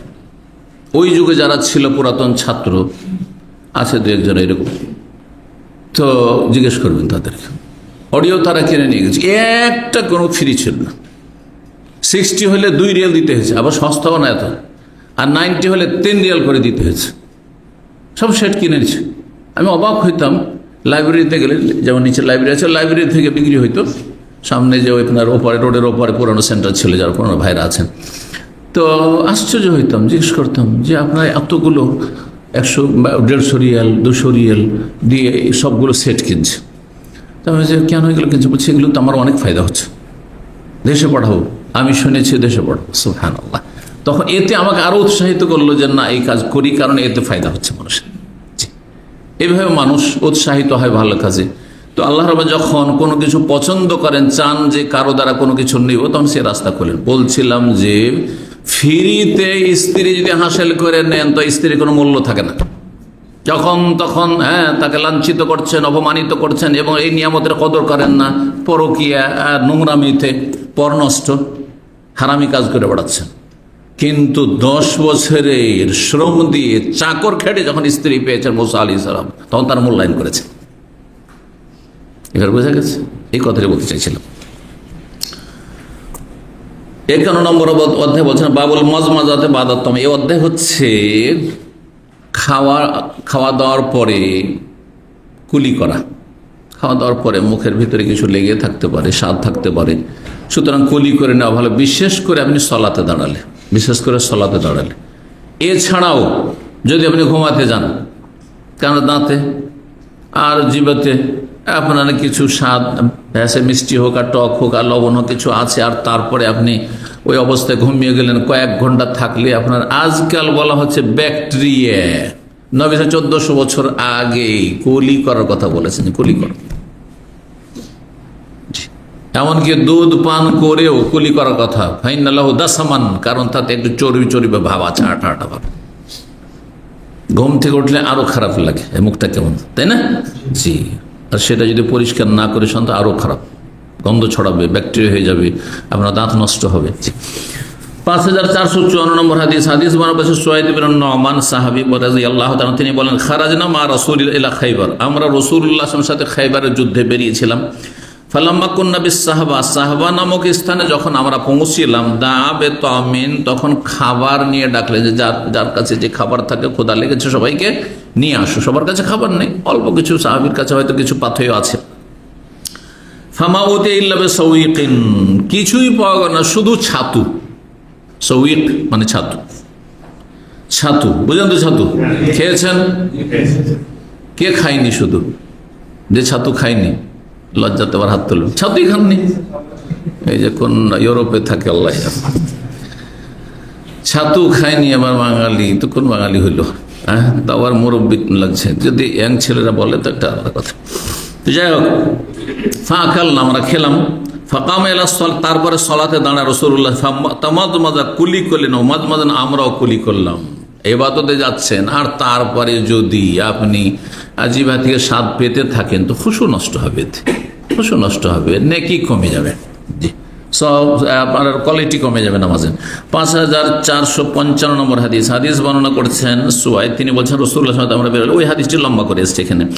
খাইবারে ফালাম্মা কুন্না বিস সাহাবা, সাহাবা নামক স্থানে যখন পৌঁছিলাম, ইয়াহিয়া বলছেন ওয়াহিয়া মিন খাইবার আলা রাওহা, এর আগে হাদিসটি গিয়েছে। খাইবার থেকে সেটি বৈকালবেলার সফরের দূরত্ব। রাওহা বৈকালবেলা, আসর থেকে মাগরিব যতক্ষণ লাগে যেতে, এতটা সময়, কয়েক ঘন্টার সফর উটের পিঠে। বেশ কিছু দূর চলে এসছেন খাইবার থেকে। দামে তো আমিন, ক্ষুদা লেগেছে, খাবার নিয়ে ডাকলেন। ফামাওতি ইল্লা বিসাবিকে, শুধুমাত্র ছাতু নিয়ে আসাল। ফালুক নাহু, সেটা আমরা ঘুলে খেলাম, ঘোল করে। ছাতু দুই রকম খাওয়া হয়, এর আগে বলেছি, ছাতু দুই রকম, ঘোল করে খাওয়া হয়, তরল করে, আর আপনার সেনে আটার মতো করেও খাওয়া হয়। ফাকাল নামিন হোক, আমরা খেলাম। সুম্মা দামে মাইন, তারপরে পানি নিয়ে ডাকলেন। ফামাদ মাজা, কুলি করলেন। অমাদ মাদানা মাহু, তার সাথে আমরাও কুলি করে নিলাম। সুম্মা সাল্লা বিনাল মাগরিব, মাগরিবের সালাত ওয়ালাম ইয়াতাওয়াজ্জা, কিন্তু পূর্ণ উজু করলেন না, শুধু কুলিতে ক্ষান্ত হইলেন, কুলি করলেন। এখান থেকে বোঝা গেল যে কিছু হাদিস রয়েছে যে যেই জিনিস আগুন দ্বারা পাক করে, যেই খাবার আগুনের উপর পাক করা হয়েছে, সেই খাবার খেয়ে উজু করো। তাওয়াদ্দাউ মিম্মা মাসাতিন নার, যেই খাবারকে আগুনে স্পর্শ করেছেন, আগুনের তাপে পাক করা হয়েছে, রান্না করা হয়েছে, সেটা খেয়ে উজু করো। এই হাদিস মানসুখ হয়ে গেছে, এবং মানসুখ হওয়ার দলিল স্পষ্ট একটি হাদিস, কানা আখিরুল আমরাইন, দুই হুকুমের শেষ হুকুম ছিল তারকুল উযু মিম্মা মাসাতিন নার, যেই খাবার আগুনে পাকশাক হয়েছে সেই খাবার খেয়ে উজু না করা, পরিত্যাগ করা, এটি শেষ হুকুম। আগের হুকুম ছিল প্রথম দিকে যে এমন কোনো খাবার যেটা রান্নাবান্না হয়েছে সেটা খেলে উজু করবে, যে কোনো খাবার, ভাত তো সে যুগে ছিল না। হ্যাঁ, সে আপনার ছাতুতে আগুনে দেওয়া হয়েছে। হ্যাঁ, ছাতু আর আটাতে তো এটাই পার্থক্য, আটা কাঁচা পিসা হয় আর ছাতু কি করা হয়, গম বা চাউলকে আপনি ভেজে নিলেন আর তারপর তো ভাজাতে আগুনের উপরে দেওয়া হয়েছে। এই 52 নম্বর অধ্যায় হচ্ছে বাবুল আকিল আসাব মাসসাহ, এই অধ্যায় হচ্ছে আঙ্গুল চেটে নেওয়া এবং চুষে নেওয়া। কাবলা আন তুমসাহ বিল মিন্দিল, রুমাল দিয়ে মুছার আগে, টিস্যু দিয়ে আগে মুছবেন না, হাতে লেগে আছে, আগে চুষে নেন, চেটে নেন, আর তারপরে তখন আপনি পানির অভাব আছে তাহলে তখন টিস্যু দিয়ে, রুমাল দিয়ে মুছেন। 5456 নম্বর হাদিস, হাদিস বর্ণনা করেছেন ইবনে আব্বাস রাদিয়াল্লাহু তাআলা আনহু, তিনি বলেন আন্নান নবী সাল্লাল্লাহু আলাইহি ওয়াসাল্লাম, নবী সাল্লাল্লাহু আলাইহি ওয়াসাল্লাম বলেছেন, ইযা আকালা আহাদুকুম, তোমাদের কেউ যখন খাবার খাবে, ফালা ইয়ামসাহ ইয়াদাহু, হাত অতক্ষণ মুছবে না, হাত্তা ইয়ালআকাহা আও ইউলইকাহা, যতক্ষণ সেটা চেটে না নেবে অথবা কাউকে চাটিয়ে না দিবে। অনেক সময় কচি কাঁচা বাচ্চাদেরকে খাওয়াচ্ছেন, হ্যাঁ চুষ, আঙুলটা চুষিয়ে দিতে হবে বাচ্চা, কোনো অসুবিধা নেই। এই স্ত্রীরও যদি রুচি হয় চুষাতে পারে, এই স্ত্রীর আঙুলে চুষালি গাছ, যদি আপনার রুচি মনে করেন যে এটা আমাদের প্রেম বিনিময়ের জন্য, এটা মাঝে মধ্যে করলাম, যাই যাচ্ছি, কিন্তু রুচি সম্মত হইতে হবে। কারো রুচি না থাকলে জবরদস্তি আবেগী হওয়ার কোনো প্রয়োজন নেই, কারণ প্রেম বিনিময়ের মেলা পন্থা রয়েছে। হ্যাঁ, ভালোবাসার বৃদ্ধির জন্য মেলা রাস্তা রয়েছে। জি, 53 নম্বর বাবুল মিন্দিল, এই অধ্যায় হচ্ছে রুমাল ব্যবহার করা। রুমাল ব্যবহার করা বিলাসিতা নয়, জায়েজ রয়েছে। তখনকার যুগে রুমাল ব্যবহার হইতো, এখন আমি ওই সুন্নাত 1400 বছর আগে ব্যবহার করছি, ছাড়ি না, কিন্তু এটা ছাড়ি না। এটা আমাদের দেশে লুঙ্গির সাথে সম্ভবত আসে না? তো এমনিও আসে, এমনিও হয়। আমার এক ভাই, ছোট ভাই, 9 নম্বর তার কাপড়ের দোকান আছে, ওকে বলে দিলে দিয়ে পড়িয়ে দেয়। জি, তো মেহেন্দির রুমাল ব্যবহার করা, আর এই টিস্যু, বিশেষ করে নাকে টিস্যু ব্যবহার, যাদের সর্দি লাগে আর টিস্যু দিয়ে আরও সর্দি বাড়াবে, কারণ এতে গর্দা আছে। তারপরে সেটা যখন আপনি মুছবেন তখন সেটার কিছু গর্দা তেমনি যাবে যখন মুছবেন, যার ফলে অ্যালার্জি আরও বেড়ে যায় আর মানুষ কষ্ট পেতে থাকে। কিন্তু বুঝে না, মনে করে যে না আমি এত ছোট হব, এই যে কাপড়ের রুমাল দেখালাম ওই কোন আদমকালের লোক, হ্যাঁ, ছোট হইতে চাই না, ভদ্রতা দেখাতে চাই না। টিস্যু ব্যবহার করি আমি আরব দেশের মতো, বাংলাদেশে বসে, ইন্ডিয়াতে বসে যদি টিস্যু ব্যবহার করতে পারে তো একেবারে ভিআইপি লোক, তাই না? না না না, এই মন মানসিকতা কখনো রাখবেন না। যেটা আমরা উপকারী সেটা করবেন। জাবির বিন আব্দুল্লাহ রাদিয়াল্লাহু তাআলা আনহু থেকে বর্ণিত, তিনি বলেন আন্নাহু সাআলাহু আনিল উযু মিম্মা মাসাতিন নার। জাবির বিন আব্দুল্লাহ বর্ণনা করছেন যে তাকে জিজ্ঞাসা করা হয় উযু সম্পর্কে, কি থেকে? মিম্মা মাসাতিন নার, এমন কিছু খেয়ে যা আগুনে স্পর্শ করেছে, অর্থাৎ যেটা পাক করা হয়েছে। এই মশলাটি বললাম, মশলা বলা হয়ে গেল। কি ভাই, হ্যাঁ, আপনার কাছে কিছু নাই, আপনি দাও, কোন তো হাত দেন, আল্লাহ হেদায়েত করে। আস্তাগফিরুল্লাহ ওয়া আতুবু ইলাইহি। আপনার কাছে ফুল পরে ঝেড়ে দিতাম, করোনার জামানা হলে তো বম ব্লাস্টিং হয়ে যেত। আস্তাগফিরুল্লাহ ওয়া আতুবু ইলাইহি। করোনা জামানাকে বমকে অত ভয় করতো না যত হাঁচিকে মানুষ ভয় করতো। আস্তাগফিরুল্লাহ ওয়া আতুবু ইলাইহি। আল্লাহ হেদায়েত করে, তো ভদ্রতা শিখতে হয়। তো বলছেন কাল আল্লাহ উযু করতে হবে না, ওটা আগের হুকুম ছিল। তাৎকুন্না জামানান নবী সাল্লাল্লাহু আলাইহি ওয়াসাল্লাম লা নাজাদু মিসলা যালিকা মিনাত তামিল্লা কালিলান। আমরা নবী সাল্লাল্লাহু আলাইহি ওয়াসাল্লামের আমলে এই ধরনের খাবার, যেটা আগুনে পাকশাক করা আছে, খুব কমই পেতাম। বিনা পাক করা খাবার কি? খেজুর আর পানি, মাঝে মধ্যে কখনো পাকশাক করা, কিছু রুটি পাকানো হয়েছে, আর ছাতু হয়তো পাক করা হয়েছে, বা আর কিছু তরকারি একটু পাক করা হয়েছে, এরকম পেতাম। ফাইদা নাহনু ওয়াজাদনাহু লাম ইয়াকুন লানা মানাদিল, যখন আমরা পেতাম এমন খাবার যা পাক করা হয়েছে আগুনে, লাম ইয়াকুন লানা মানাদিল, তখন আমাদের কোনো রুমালের ব্যবস্থা ছিল না। আর এই কাপড়ের রুমাল তেনাও ছিল না তাদের কাছে। সুবহানাল্লাহ, কাপড়, শরীরে বস্ত্রের ব্যবস্থা নেই, একটা কোন রকম লুঙ্গিতে গোটা শরীর, হ্যাঁ, এইখানে বেঁধে নিয়ে ছোট বাচ্চাদের মতো চলছে। তো বলছেন আমাদের কোনো মানাদিল, রুমালের ব্যবস্থা ছিল না, ইল্লা আকুফানা। তাহলে রুমালের কাজ কি দিয়ে করতাম? আমাদের হাতের তালু দিয়ে করতাম, বুঝে নিলাম, কারণ না অনেক সময়, হ্যাঁ, ওয়াসাওয়ায়দান, আমাদের বাহু দিয়ে করতাম, এই যে বাহু হাঁচিয়ে পড়ছে, বুঝে নিলেন আপনি, হলো না, এটা করতাম। ও আখদা, মানে পা দিয়েও করতাম। কেউ বসে বসে খাচ্ছে, পা দিয়ে মুছে যাবে না, পায়ে মুখটা ঘষে নিল, বুঝতে পেরেছেন? জি। সুম্মান ওসালি, তারপরে সলাৎ পড়তাম। ওয়ালানা, তো আরো উজু করতাম না, আমরা উজু করতাম না।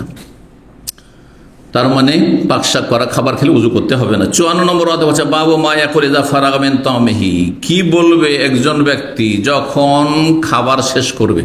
খাবার শেষ হলে কি দোয়া? বেশ কিছু দোয়া রয়েছে, এখানে দুটি দোয়া এসছে। 5458 নম্বর হাদিস মনে করছে আবু উমামা রাদিয়াল্লাহু তাআলা আনহু বলেন, আন্নান নবী কানা ইযা রাফা মায়দাতাহু, নবী সাল্লাল্লাহু আলাইহি সাল্লামের যখন দস্তরখান উঠিয়ে নেওয়া হয়তো, মানে খাওয়া দাওয়া শেষে দস্তরখান এখন টেনে নেওয়া, উদ্দেশ্য হচ্ছে খাওয়া দাওয়া যখন শেষ করতেন তিনি, তখন কালা এই দোয়া বলতেন, আলহামদুলিল্লাহ কাসীরান তাইয়িবান মুবারাকান ফীহি, জি, গায়রা মাকফিন ওয়ালা মুআদ্দাইন ওয়ালা মুস্তাগনান আনহু রাব্বানা। আলহামদুলিল্লাহ, যাবতীয় প্রশংসা সে আল্লাহর। কোন রিওয়ায়াতে হামদান কাসীরান, যেমন রব্বানা লাকাল হামদু হামদান কাসীরান তাইয়িবান মুবারাকান, রুকু থেকে উঠে এক সাহাবী পড়েছেন এবং নবী স্বীকৃতি দিয়েছেন, কিন্তু এখানে রয়েছে হামদান নেই। আলহামদুলিল্লাহ কাসীরা, আল্লাহর অশেষ প্রশংসা, অনেক প্রশংসা। তৈয়বান, এমন প্রশংসা যা পাক পবিত্র। মুবারাকান ফি, যা বরকতময় বা বরকতপূর্ণ। এমন প্রশংসা করছি যা পাক পবিত্র এবং যাতে আল্লাহ বরকত দান করেন, বরকতপূর্ণ। তারপরে বলছেন যে সে দোয়ার অংশ। গায়রা মাকফিইন ওয়ালা মুআদ্দাইন ওয়ালা মুস্তাগনান আনহু রাব্বানা।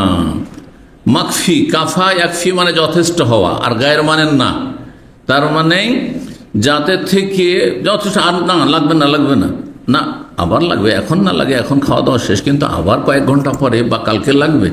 সুতরাং এর মানে হচ্ছে মুখ ফিরিয়ে নিতে পারি না। আল্লাহর প্রশংসা করেছি সেই নিয়ামত, খাবারের নিয়ামতের ওপর, গায়রা মাকফিন যার থেকে আমি মুখ ফিরিয়ে নিতে পারি না বা পারবো না, ওয়ালা মুআদ্দাইন এবং তার থেকে বিদায়ও নিতে পারি না, যে বিদায় সালাম কারণ আমাদের হলো তোমাকে সালাম মানে তোমার সাথে আর দেখা সাক্ষাৎ নেই, এটা একটা কথার ভঙ্গিমা আছে না নেই? হ্যাঁ, একটা হচ্ছে সালাম অভিবাদনের দুয়ার সালাম, আর একটি হচ্ছে সম্পর্ক ছিন্ন করা সালাম, তোকে সালাম থাকলো মানে আর দেখাই করবো না তোর সাথে, কথাই বলবো না। তো ওয়ালা মুআদ্দাইন, আর বিদায়ও নিতে পারবো না, বিদায় নিতে পারবো না এই খাবার থেকে যার চির বিদায়। ওয়ালা মুস্তাগনান আনহু রাব্বানা, আর তাতে থেকে আমরা অমুখাপেক্ষীও নয় যে খাবারের ধার ধারি না। রব্বানা, হে আমাদের রব আল্লাহ, এমন নিয়ামত খাবার তোমার, এই নিয়ামত যেটা থেকে মুখ ফিরাতে পারি না, আর যেটা থেকে বিদায় নিতে পারি না, চিরবিদায় যে খাবো না, আর ওয়ালা মুস্তা, আর সেটা থেকে বেপরোয়া হইতে পারি না বা অমুখাপেক্ষী হইতে পারি না, সবসময় মুখাপেক্ষী খাবার ছাড়া আমরা বাঁচতে পারবো না। 5400, তাহলে এই একটি দোয়া খাওয়া দাওয়ার পরে, সেটা নিজের বাড়ির হোক আর অন্যের হোক, দুই ক্ষেত্রেই। 5459 নম্বর হাদিস, তাতে একটু বাড়তি রয়েছে এই দোয়াটিতে। আবু উমামা বর্ণনা করছেন, নবী সাল্লাল্লাহু আলাইহি ওয়াসাল্লাম সম্পর্কে বলছেন, কানেজা ফারাগামেন, তো আমি যখন খাবার খেয়ে শেষ করতেন, ওয়াকাল আমার রাতান, কোন সময় বর্ণনা করতে বলেছে, এজা রাফা মায়েদাত, তার দস্তরখান যখন উঠানো হইতো, বা রুফিয়া মায়েদাত তহু হওয়া উচিত, যে তার দস্তরখান যখন কেউ উঠাতো, কালা, তখন এই দোয়া পড়তেন, আলহামদুলিল্লাহ কাফানা ওয়া আরওয়ানা গায়রা মাকফিন ওয়ালা মাকফুরিন। এই যে কাফানা, আলহামদুলিল্লাহ ওখানে ছিল হাম কাসীরান তাইয়িবান মুবারাকান ফি, আর এখানে রয়েছে আলহামদুলিল্লাহ কাফানা ওয়া আরওয়ানা গায়রা মাকফি, সেখানেও ছিল গায়রা মাকফি, ওয়ালা মাকফুর, এখানে মাকফুর রয়েছে, সেখানে রয়েছে ওয়ালা মুআদ্দা ওয়ালা মুস্তাগনান আনহু রাব্বানা। তাহলে যেইভাবে বাক্যগুলি আছে ওইভাবে বিভিন্নভাবে পড়তে পারে। যখন বাক্যের পার্থক্য থাকবে তখন সবটাই পড়া যায়, এটাও পড়া যায় ওটাও পড়া যায়, একসাথে সবগুলি পড়ার কোনো প্রয়োজন নেই। যখন কাছাকাছি অর্থ বহন করছে তখন কখনো এটা পড়বেন কখনো এটা পড়বেন, অথবা একটা আপনি মুখস্থ করেছে জরুরি সব মুখস্থ করতে হবে, এটি আপনি পড়লেন। অর্থ কি? সে আল্লাহর যাবতীয় প্রশংসা যিনি আমাদেরকে যথেষ্ট খাবার, কাফানা যথেষ্ট খাবার দিয়েছেন, ও আরওয়ানা এবং আমাদেরকে তৃপ্তি দান করেছেন, তৃপ্তি দান করেছেন, গায়রা মাকফিন যেটা থেকে মুখ ফিরাবার নয়, যে খাবার থেকে মুখ ফিরিয়ে নেব, ওয়ালা মাকফুরিন আর যার অকৃতজ্ঞ হওয়া যায় না, না শুকরি করা যায় না, এই খাবারের না শুকরি করি না, আল্লাহ শুকরিয়া আদায় করছি। ওয়ালা মুআদ্দাইন, তারপরে লাকাল হামদু রব্বানা, অন্য রিওয়ায়াতে রয়েছে কখনো বলতেন তোমার যাবতীয় প্রশংসা হে আমাদের রব, গায়রা মাকফিন যার থেকে মুখ ফিরানো যায় না, ওয়ালা মুআদ্দাইন আর সেটাতে বিদায়ও নেওয়া যায় না, ওয়ালা মুস্তাগনান রাব্বানা আর হে রব আর তার থেকে আমরা বেপরোয়া বা মুখাপেক্ষীও নয়। এছাড়াও দোয়া রয়েছে আলহামদুলিল্লাহ আতামানি হাযা ওয়া রাযাকানি মিন গায়রি হাওলি মিন্নি ওয়ালা কুওয়া, এটা রয়েছে প্রসিদ্ধ। তারপর রয়েছে আল্লাহ বারিক লানা ফি ওয়াতামিনা খায়রাম মিনহু, নিজের ঘরে, অন্যের ঘরে যদি আল্লাহ বারিক লাহুম ফি মা রাযাকতুম ওয়াগফির লাহুম ওয়ারহামহুম আল্লাহুম্মা আতামান আতামান ওয়াসকিমান সাকানা। অন্তত একটা দুটা দোয়া পরের বাড়ি খেলে কি করবেন, নিজের ঘরে খেলে কি করবেন, অন্তত কমপক্ষে একটা করে দোয়া মুখস্থ রাখার চেষ্টা করবে, এতে বরকত রয়েছে। ৫ নম্বর অধ্যায়ে বলছেন বাবুল আকলে মাল খাদেম, এই অধ্যায় হচ্ছে খাদেম দাস দাসীর সাথে বসে খাওয়া, চাকর নকরের সাথে বসে খাওয়া দাওয়া করা, এটি ভালো জিনিস, এতে আপনি অহংকার মুক্ত হইতে পারবেন। হ্যাঁ, এতে মানুষের জনপ্রিয়তা লাভ করতে পারবেন, হ্যাঁ অন্তর জয় করতে পারবেন, মানুষের ভালোবাসা যদি হাসিল করে নেন তাহলে আর বলতে হবে না চাকর নকর যে এটা কর ওইটা কর, নিজেই কাজ করে রেডি থাকবে সব, তাই না? জি, খুব ভালো অভ্যাস এটি। প্রথম কথা, আমি অহংকার মুক্ত। যখন আমি একবারে ছোটদের সাথে চাকর নকরের সাথেও খাচ্ছি, একজন বাড়ির মালিকনি যখন কাজের মেয়ের সাথে বসে একসাথে খাচ্ছেন, একই দস্তরখানে আর একই রকমের খাবার খাচ্ছে, তো অহংকার মুক্ত হইল। 2 নম্বর, যে অহংকার মুক্ত থাকে তাকে মানুষ ভালোবাসে, জনপ্রিয়তা লাভ করে। যখন মানুষের ভালোবাসা লাভ করবে তো আল্লাহর ভালোবাসা লাভ করবে, আর তখন বাড়িতে কাজগুলি সুন্দর করে করবে, কাজের ছেলেমেয়েরা। তো বহুমুখী ফায়দা রয়েছে, দিন দুনিয়ার ফায়দা রয়েছে। 5460 নম্বর হাদিস বর্ণনা করছেন মুহাম্মদ ইবনে জিয়াদ, তিনি বলছেন, আমি আবু হুরায়রা রাদিয়াল্লাহু তাআলা আনহুকে বলতে শুনেছি, নবী সাল্লাল্লাহু আলাইহি ওয়াসাল্লাম বলেন, ইযা আতাহাদাকুম খাদেমহু বিতামিহি, তোমাদের কারো কাছে যদি তার চাকর চাকরানি কাজের ছেলে মেয়ে খাবার নিয়ে আসে, আপনাকে আপনার কাজের ছেলে চাকর খাবার নিয়ে এসে দিল, আপনি বয় আপনাকে চা কফি দিল, যা কিছু দিক আপনার, এইরকমই কোনো কাজের মেয়ে আছে আপনার ওয়াইফকে আপনার মেয়েদেরকে দিল। হ্যাঁ, ফাইনাল বলছেন যে সাথে বসাও, অন্যের সাথে বসাও, সাথে বসে খাও। আর যদি তা না করতে পারো যে সাথে বসানো যাবে না, অনেক সময় বসানো সম্ভব হয় না, ফাইনালি বিজলি সোমাহু, যদি সাথে না বসাতে পারে, ফালিও না বেলু ওকলা ও ওকলাতান, 1 লোকমা বা 2 লোকমা তাকে দিয়ে দাও। ওকলাতুন বলেছেন কোন কোন রিওয়ায়েতে লোকমাতুন আর লোকমাতান। ওকলা মানে একবার যেটা খাওয়া যায় মুখে নিয়ে, আর ওকলাতাইনে মানে 2, আর এই লোকমা মানে একবার যেটা মানুষ গিলতে পারে। লাকামাই আলকাও মানে ফালতাকামাহুল হুতু। ইউনূস আলাইহিস সালাম সম্পর্কে আল্লাহ কোরআনে বলছেন ফালতাকামাহুল হুতু, বড় মাছ, তিমি মাছে ইউনূস আলাইহিস সালামকে লোকমা বানিয়ে নিয়েছিলেন, মানে গিলে নিয়েছিলেন। কামড়ে কামড়ে তো খাননি, যদি চিবিয়ে চিবিয়ে খাইনি, চিবিয়ে চিবিয়ে যদি সে মাছে খেত তাহলে সাথে সাথে মারা যেতেন তিনি, তাই না? তো কি আল্লাহর হেকমা, দাঁত বসায়নি, লোকমা বানিয়ে মানে গিলে নিয়েছে, ডক করে গিলে নিয়েছে। তো একবারে যেটা গিলতে পারে মানুষ সেটাকে লোকমা বলা হয়। আরবি শব্দ প্রত্যেক ভাষাতে আছে, উর্দুতেও লোকমা, বাংলাতেও লোকমা, হিন্দিতেও লোকমা, সব লোকমা, তাই না? এই শব্দটির আমি অর্থ অন্য ভাষা পাইনি, আরবিটাই বলছেন না না আছে নেই, এর আগে একদিন খুঁজেছেন আপনারা পাননি। ফাইন্নাহু, একজন বলছে যে ওই একবার হাতে, না না, হাতের সাথে সম্পর্ক নেই, এটা গিলার সাথে সম্পর্ক আছে। একবারে যতটা গেল ওটার নাম লোকমা। ফাইন্নাহু, কেন আপনি খাওয়াবেন চাকর চাকরানিকে? যেই খাবার আপনাকে পেশ করলো সেই খাবার। ফাইন্নাহু ওয়ালি হাররাহু ইলাজু, কারণ সে রান্নাঘরের গরম বরদাস্ত করেছে, আর ওয়াইলাজাহু, আর পাক শাকের কষ্ট বরদাস্ত করেছে। এক তো গরমে থেকেছে আগুনের কাছে, আর 2 নম্বর হচ্ছে পাক শাক করতে যে কষ্ট লাগে, পাক শাক করা যে কি কষ্ট। অনেক প্রবাসীকে জিজ্ঞাসা করেন যার অভ্যাস নেই, যার পাক শাক করার অভ্যাস হয়ে তার জন্য খুবই সহজ, হ্যাঁ, ব্যাচেলার থেকে। কিন্তু অনেক ব্যাচেলার আছেন যে 10 বছর আছেন, এখন পর্যন্ত সবচাইতে ভারী কাজ ব্যাচেলার প্রবাসীদের জন্য পাক করা আর কাপড় ধোয়া। আপনারা এটা জানেন, হ্যাঁ। 56 নম্বর অধ্যায় বলছে বাবু তাইমে শাকের মিসলু সাইমে সাবির, বলছেন এই অধ্যায় হচ্ছে শুকরগুজার আহারকারী, খেয়ে দিয়ে পেট পুরে খেলেন আর আল্লাহ শুকরিয়া আদায় করেছেন, আলহামদুলিল্লাহ, আল্লাহর নিয়ামত।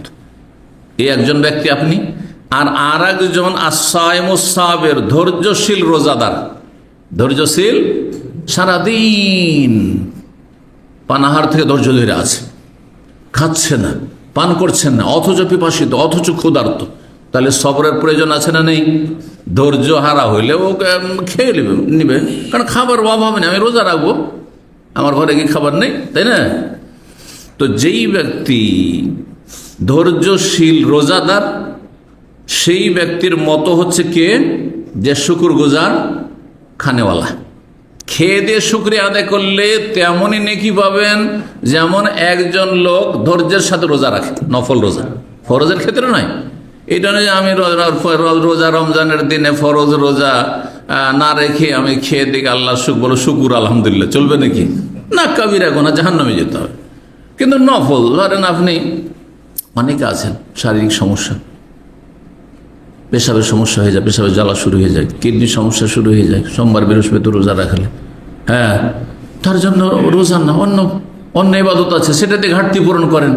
একজন সোমবার বৃহস্পতি রোজা রাখছে, মাসে 3টি রোজা রাখছে, বেশি বেশি নফল রোজা রাখছে, আপনি সেটা করতে পারছেন না। আপনার শারীরিক বাধা অথবা কর্মগত বাধা, কাজ আপনাকে হাড়ভাঙা কাজ করতে, রোদে কাজ করতে হচ্ছে, ও ছায়াতে থাকে।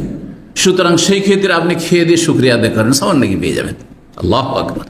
আল্লাহর কাছে নেকির অভাব নেই, প্রতিদানের অভাব নেই, রহমত বরকতের অভাব নেই, আমাদের নিয়তের অভাব আছে। খেয়ে দিয়ে নিয়তটা সৎ রাখতে হবে, আল্লাহর কাছে বিনয়ী হইতে হবে, ঝুঁকে যেতে হবে যে আল্লাহ তোমার নিয়ামত, আমার বিদ্যা বুদ্ধি না, তুমি না দিলে আমি অনাহারে থাকতাম, দুর্ভিক্ষে থাকতাম, না খেয়ে মরতাম। জি। আর তাইমুস শাকের শুকুর গোজার খানেওয়ালা মিসলু সাইমুস সাবের ধৈর্যশীল রোজাদারের মতো। এই হাদিসটি এখানে বলছেন ফিহে, এই মর্মে আবু হুরায়রা রাদিয়াল্লাহু তাআলা আনহু থেকে বর্ণিত হয়েছে হাদিস, তিনি নবী সাল্লাল্লাহু আলাইহি ওয়াসাল্লাম থেকে বর্ণনা করেছেন। হাদিস মুআল্লাক, এক ধরনের হাদিস মুআল্লাক, যে বিনা সনদে, সনদের কিছু অংশ, যেহেতু সাহাবীর নাম এখানে এসেছে, বর্ণনা করেছেন ইমাম বুখারী, নিজের পুরো সনদ বর্ণনা করেননি, কিন্তু এই হাদিসটি পুরো সনদের সাথে মুসনাদ আহমদে রয়েছে, তিরমিজিতে রয়েছে, ইবনে মাজাহ রয়েছে, হাদিসটি সহিহ। হাদিসটি সহিহ। শুকরিয়া আদায় করতে পারলে খেয়ে দে, আল্লাহর নিয়ামত খেয়ে দিয়ে শুকরিয়া আদায় করেন। রোজা রাখতে পারছেন না আপনি, ওরকম দেখি, হ্যাঁ, আপনার খুব কষ্টের কাজ দিনে করতে হয়, রাত্রে আপনার ঘুমাইতে হয়, তাই তাহাজ্জুদ পড়তে পারছেন না, ঘুমাচ্ছেন, এই ঘুমের উপর আল্লাহ শুকরিয়া আদায় করেন যে আল্লাহ তোমার শুকরিয়া আদায় করছি, তুমি আমাকে ঘুম দিয়েছো। অনেকেই, হ্যাঁ, অনেকেই অনিদ্রার রোগে ভুগছে, ওষুধ খেয়েও ঘুম আসে না। আল্লাহু আকবার, বলুন আলহামদুলিল্লাহ। জি। 57 নম্বর অধ্যায় বলছেন বাবুর রাজুল ইউদা ইলাতাম। এই অধ্যায় হচ্ছে কোন ব্যক্তিকে খাবারের জন্য যদি ডাকা হয় আর সে বলে ও হাজা মাই, আমার সাথে এই যে লোক এসছে, নিয়ে আসবো, তো জায়েজ আছে, সে বলতে পারে। আর আপনাকে যখন বলা হচ্ছে, যদি আপনার যদি খাবার দাবারের মতো ব্যবস্থা থাকে যে অতিরিক্ত খাওয়াইতে পারবেন, তাহলে হ্যাঁ বলেন, আর না হয় না বললেও কোনো দোষ নেই। যদি না পারবো না, আমার খাবার জুটবে না, সেটা। কিন্তু যদি ওর চাইতে ভালো হচ্ছে যে 2 জনের খাবার 3 জনের 5-4 জনও খাওয়া যাবে, সুতরাং না না করাটা উচিত হবে। তো এই ক্ষেত্রে বলছেন আনাস রাদিয়াল্লাহু তাআলা বলেন, ইজা দাখালতা আলা মুসলিমিন লা ইউত্তাহাম ফাকুল মিন তাআমিহি ওয়াশরাব মিন শারাবিহি। যখন তুমি এমন মুসলিমের ঘরে প্রবেশ করবে যেই ব্যক্তি অভিযুক্ত না, কিসের সাথে অভিযুক্ত না? হারাম খাওয়ার সাথে। স্পষ্ট জানেন না যে সে হারাম খাচ্ছে, যদি জানেন যে তার মদের ব্যবসা, যদি জানেন যে তার সিনেমার ব্যবসা, যদি জানেন যে তার বিভিন্ন হারাম ব্যবসা, সমস্ত হারাম ইনকাম, হ্যাঁ, সুদী প্রতিষ্ঠানে চাকরি করে, হ্যাঁ, সুদী কারবার করে, হ্যাঁ, সমস্ত হারাম, তাহলে খাবেন না, আপনি মোটেই খাবেন না। অথবা বিদাতি খাবার, শিরকি খাবার। তো বলছেন যে যদি এমন কোনো মুসলিমের ঘরে প্রবেশ করেন যেই ব্যক্তি অভিযুক্ত না কোনো অপরাধের সাথে বা হারাম রিজিকের সাথে, ফাকুবেন তো আমি তার বাড়ির খাবার খাও, ওয়াশরাব মিন শারাবিহি, আর তার বাড়ির পানি পান করো, কারণ রুজি হালাল। 5461 নম্বর হাদিস, হাদিস বর্ণনা করেছেন। কিন্তু এই ক্ষেত্রে বাড়াবাড়ি নাই যে জিজ্ঞাসা করবেন, হ্যাঁ ভাই আপনার গোস্ত কোত্থেকে এসছে, কে জবাই করেছে, তো যদি কসাই করে থাকে নামাজ পড়তো কি পড়তাম না, এরা চরমপন্থী, এটা খারিজিদের লক্ষণ, এটা করবেন না। আছে কিন্তু ইন্ডিয়া বাংলাদেশে কিছু লোক আছে নিজেদেরকে মুসলিম বলে কথিত, হ্যাঁ, বলে যে অন্য কোনো লেভেল চলবে না, মুসলিম আমরা। আর তারপরে যে কোনো বাড়িতে দাওয়াত দিলে আগে জিজ্ঞাসা করবে যে আপনার ইনকাম সোর্স কি, তো আবার এটা মুরগিটা আবার জবাই হয়েছে কোত্থেকে নিয়ে এসছেন, হ্যাঁ হ্যাঁ, দেশি না বিদেশি। আস্তাগফিরুল্লাহ, নবী সাল্লাল্লাহু করেছেন ইহুদির বাড়ি খেয়েছে, জিজ্ঞাসা করেছেন। ইহুদি তো তখনই হারাম করছিল, তখন তো সুদ করছিল ইহুদির, আল্লাহ কোরআনে বর্ণনা করেছেন সুদখোর। কিন্তু তার যদি ইনকাম থাকে অন্য, কিন্তু পুরো আপনাকে বলা হচ্ছে যে সুদের টাকা, এটা হচ্ছে জুয়াতে আমি জিতেছি, লটারিতে জিতেছি, ওই টাকা, তখন খাবেন না, হারাম, জানছেন যে এটা স্পষ্ট হারাম, অন্য কোনো ইনকাম তার নেই। 5461 নম্বর হাদিস, হাদিস বর্ণনা করেছেন আবু মাসুদ আনসারী, বলছেন কানা রাজুল মিন আনসার, একজন আনসারী লোক ছিল, ইউকনা আবা শুআয়ব, তার কুনিয়ত ডাক নাম ছিল আবু শুআয়ব, তার এক গোলাম ছিল লাহাম কসাই। এই হাদিসের আগে চলে গেছে। নবী সাল্লাল্লাহু আলাইহি সাল্লামের কাছে আসলো ওই ব্যক্তি, তখন নবী সাল্লাল্লাহু আলাইহি সাল্লাম সাহাবায়ে কেরামদেরকে নিয়ে বসেছিলেন। ফারাফাল জুফি ওয়াজহিন নবী, নবী সাল্লাল্লাহু আলাইহি সাল্লামের মোবারক চেহারায় ক্ষুধার লক্ষণ অনুভব করলেন, যে নবী সাল্লাল্লাহু আলাইহি সাল্লাম ক্ষুধার্ত আছেন। ফাযাহাবা ইলা গোলামি, তার সেই গোলাম কসাই লাহাম কসাইয়ের কাছে গেল, যাওয়ার পরে ইসনালি তোয়াইমান, সামান্য কিছু খাবার আমার জন্য তৈরি করো, ইয়াকফি খামসাতান, 5 জনের জন্য যেন যথেষ্ট হয়, লাল্লি আদু নবী সাল্লাল্লাহু আলাইহি ওয়াসাল্লাম, যাতে করে আমি নবী সাল্লাল্লাহু আলাইহি ওয়াসাল্লামকে দাওয়াত দিতে পারি। খামেসা খামসা, 5 জনের পঞ্চম ব্যক্তি হবে নবী সাল্লাল্লাহু আলাইহি ওয়াসাল্লাম। ফাসানা লাহু তোয়াইমান, সামান্য কিছু খাবার তৈরি করলো সেই কসাই। সুম্মা আতাহু, তারপরে নিয়ে আসলো, ফাদাহু, আর দাওয়াত দিলেন। ফাতাবিআহুম রাজুলুন, একজন লোক নবী সাল্লাল্লাহু আলাইহি ওয়াসাল্লামের পিছু ধরে নিয়েছে, সাথ ধরে নিয়েছে, যে ক্ষুধা লেগে আছে। ফাকাল নবী সাল্লাল্লাহু আলাইহি ওয়াসাল্লাম, বলে ইয়া আবু শুআইব ইন্না রাজুলান তাবিআনা, জনৈক ব্যক্তি কিন্তু আমাদের সাথে হয়ে গেছে, তাকে তো তুমি দাওয়াত দাওনি। ফাইন শি'তা আযানতা লাহু, তুমি যদি চাও তো তাকে অনুমতি দিতে পারো। ওয়াইন শি'তা, আর তুমি যদি বলো যে না, তাহলে তারাকতাহু, তাহলে তাকে পরিত্যাগ করতে পারো। কাল আল্লাহ, না না ইয়া রাসূলুল্লাহ, বল আযানতা লাহু, অনুমতি দিলাম, যখন চলে আসছে অনুমতি দিলাম, আসতে দিন। 58 নম্বর অধ্যায়, বাবুন, এই অধ্যায় হচ্ছে ইযা হাজারাল আশা ফালা ইয়াজাল আন আশাই, যখন রাতের খাবার উপস্থিত হয়ে যাবে, সারাদিন মানুষ না খেয়ে আছে, অনাহারে, যখন বেশি ক্ষুধা আছে, তখন হালকা ক্ষুধা, আজকালকার জামানায় নয়, কিন্তু প্রচণ্ড ক্ষুধা, ওই সকালে নাস্তা করেছেন, দুপুরে খাননি, আর এইদিকে আজান একামত হতে যাচ্ছে, আর খাবার এসে সামনে হাজির হয়ে গেছে, তখন খেয়ে নেন জামাত ধরে, তখন জামাত আপনার ফরজ নেই, বরং আপনাকে হুকুম আছে যে আপনার পেটে যা লাগে মিটান। এই অবস্থায় যদি জামাতে যান তো আপনি ছটপট করতে থাকবেন, আপনার নামাজে খুশু হবে না। কিন্তু আজকাল যে স্বাভাবিক যারা 3 বার খেতে অভ্যস্ত, তাদের ক্ষেত্রে এই হাদিস প্রযোজ্য না, ভালো করে মনে রাখবেন। তো বলছেন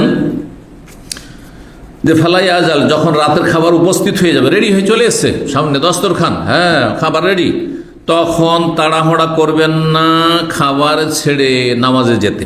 5462 নম্বর হাদিস, হাদিস বর্ণনা করেছেন আমর ইবনে উমাইয়া, তিনি বলছেন, তিনি রাসূলুল্লাহ সাল্লাল্লাহু আলাইহি ওয়াসাল্লামকে দেখেছেন, ইয়াহতাজু মিন কাতিফি শাতিন ফিয়াদি, তার হাতে একটি ছুরি ছিল, যা দিয়ে একটি বকরি রান্না হয়েছে, সেই বকরির আপনার রান থেকে কেটে কেটে গোস্ত খাচ্ছেন, গোটা বকরি ছোটানো যাচ্ছে না, তখন কি করছেন, কেটে কেটে খাচ্ছেন। ফাদুই আলা সালাত, সেই সময় সালাতের জন্য ডাকা হলো, যে ইয়া রাসূলুল্লাহ, ইকামতের সময় হয়ে গেছে। বেলাল তাই করতেন।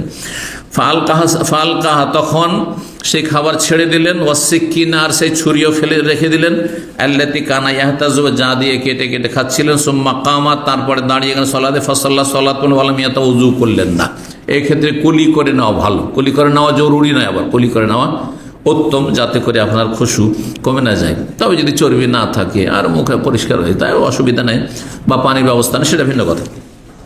5463 নম্বর হাদিস, হাদিস বর্ণনা করেছেন আনাস বিন মালিক রাদিয়াল্লাহু তাআলা আনহু, বলছেন, ইযা ওদিয়াল আশাও, যখন রাতের খাবার পরিবেশন করা হবে, ও কিমাতিস সালাহ, কিন্তু সালাতের একামত হয়ে গেছে, জামাত শুরু হয়ে গেছে, ফাবদাউ বিল আশা, খুব বেশি ক্ষুধা লেগে থাকলে রাতের খাবার শুরু করো, আগে খেয়ে নাও, পরে নামাজ পড়ে নিও।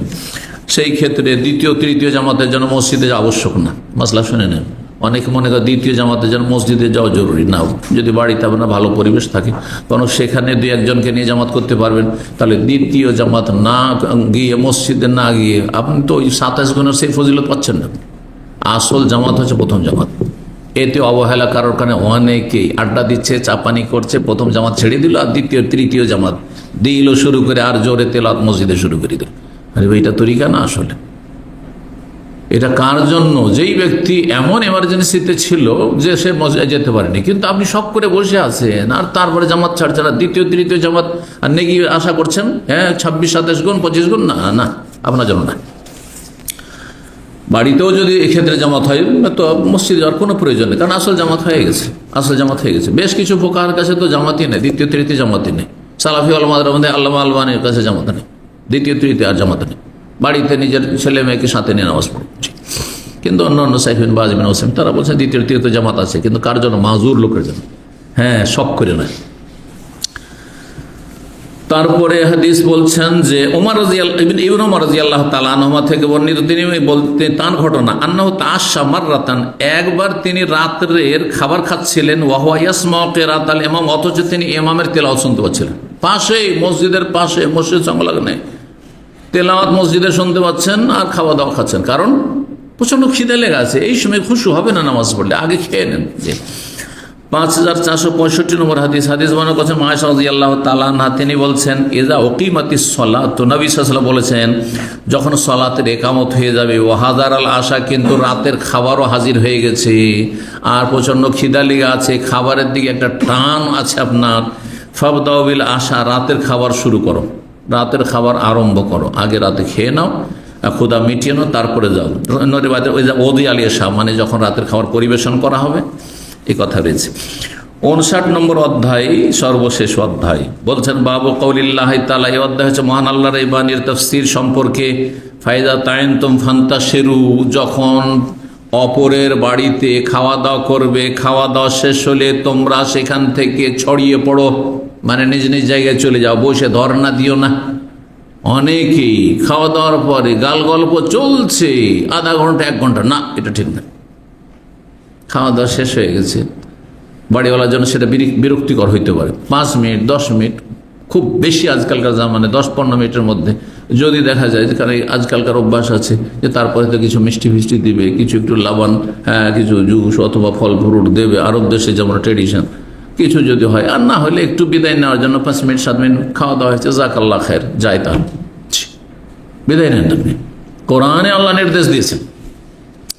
বহু অবস্থায় দেখা যায় যে বাড়িওয়ালার জন্য কষ্ট, আপনি বোঝা হয়ে গেছেন। একবার আমার কাছে মেহমান এসছে, আল্লাহ শুধু দেখা করতে এসছে, হ্যাঁ, পাশের অন্য দেশ থেকে। তা আমি বলছি দেখা করতে এসছে, যে 1 ঘন্টা 2 ঘন্টার মধ্যে চলে যাবে, সেই জন্য 1 ঘন্টা, ম্যাক্সিমাম 1 ঘন্টা, কারণ 1 ঘন্টা সময় দেওয়ার জন্য খুব কষ্ট। সেদিন ছুটির দিন ছিল, সাধারণত ছুটির দিন আমি এই জন্য তারপর থেকে নিতে যাই। বেশ কয়েকটা ঘটনা এরকম কষ্টদায়ক ঘটেছে। সে গিয়ে বসেছে আসর পরে, রাত 10টা হয়ে যাচ্ছে, 5 ঘন্টা, দেখি 5 ঘন্টা হয়ে যাচ্ছে, যাচ্ছে না। খাওয়া দাওয়া হয়ে গেছে, ওর মধ্যে চা হয়ে গেছে, তারপরে বসে পেয়েছেন সাহেবকে, আপনি যা আছে সব নিংড়ে নেবেন আপনি, নাকি বড় কষ্টদায়ক এটা। তো তিক্ত অভিজ্ঞতার কথা বলছি, নবী সাল্লাল্লাহু আলাইহি ওয়াসাল্লামের সাথে এরকম ঘটেছিল। আরে বাসর, তার বাসর, নতুন স্ত্রী আছে, অলিমার দাওয়াত খাওয়িয়ে দিয়েছে, খেয়ে দে বিদায় হয়, স্ত্রীর সাথে দেখা করবে, কথা বলে, তোমাদের সাথে কথা বলার কি আছে? এখন বসেই থেকে গেছে বেশ কিছু লোক। আল্লাহ রাব্বুল আলামিন বরদাস্ত করলেন, আল্লাহ আয়াত নাযিল করলেন যে নবীকে লজ্জা লাগে, আল্লাহ লজ্জা করেন না, সাবধান তোমরা, খেয়ে দে বিদায় হোক। আর খাবার পাকশাক হয়নি, আগে থেকে এসে ধরনা দিবে না, আবার আগে জেনে নেবে যে কখন খাবার রেডি হবে। এই জন্য আমি কেউ দাওয়াত দিলে জিজ্ঞেস করি যে খাবার রেডি হয়েছে তো, কখন রেডি হবে, এতটার সময়, তার 10 মিনিট আগে যাবে, 1 ঘন্টা আগে যে বসে থাকবে এমনটা না। জি। তো 5466 নম্বর হাদিস বর্ণনা করছে ইবনে শাহাব যুহরি রাহিমাহুল্লাহ। তিনি বলছেন আন্না আনাসান কাল, আনাস রাদিয়াল্লাহু তাআলা বলেন, আনা আলামুন নাস বিল হিজাব, আমি হিজাবের বিধান, পর্দার বিধান সম্পর্কে সবার চাইতে বেশি জানি।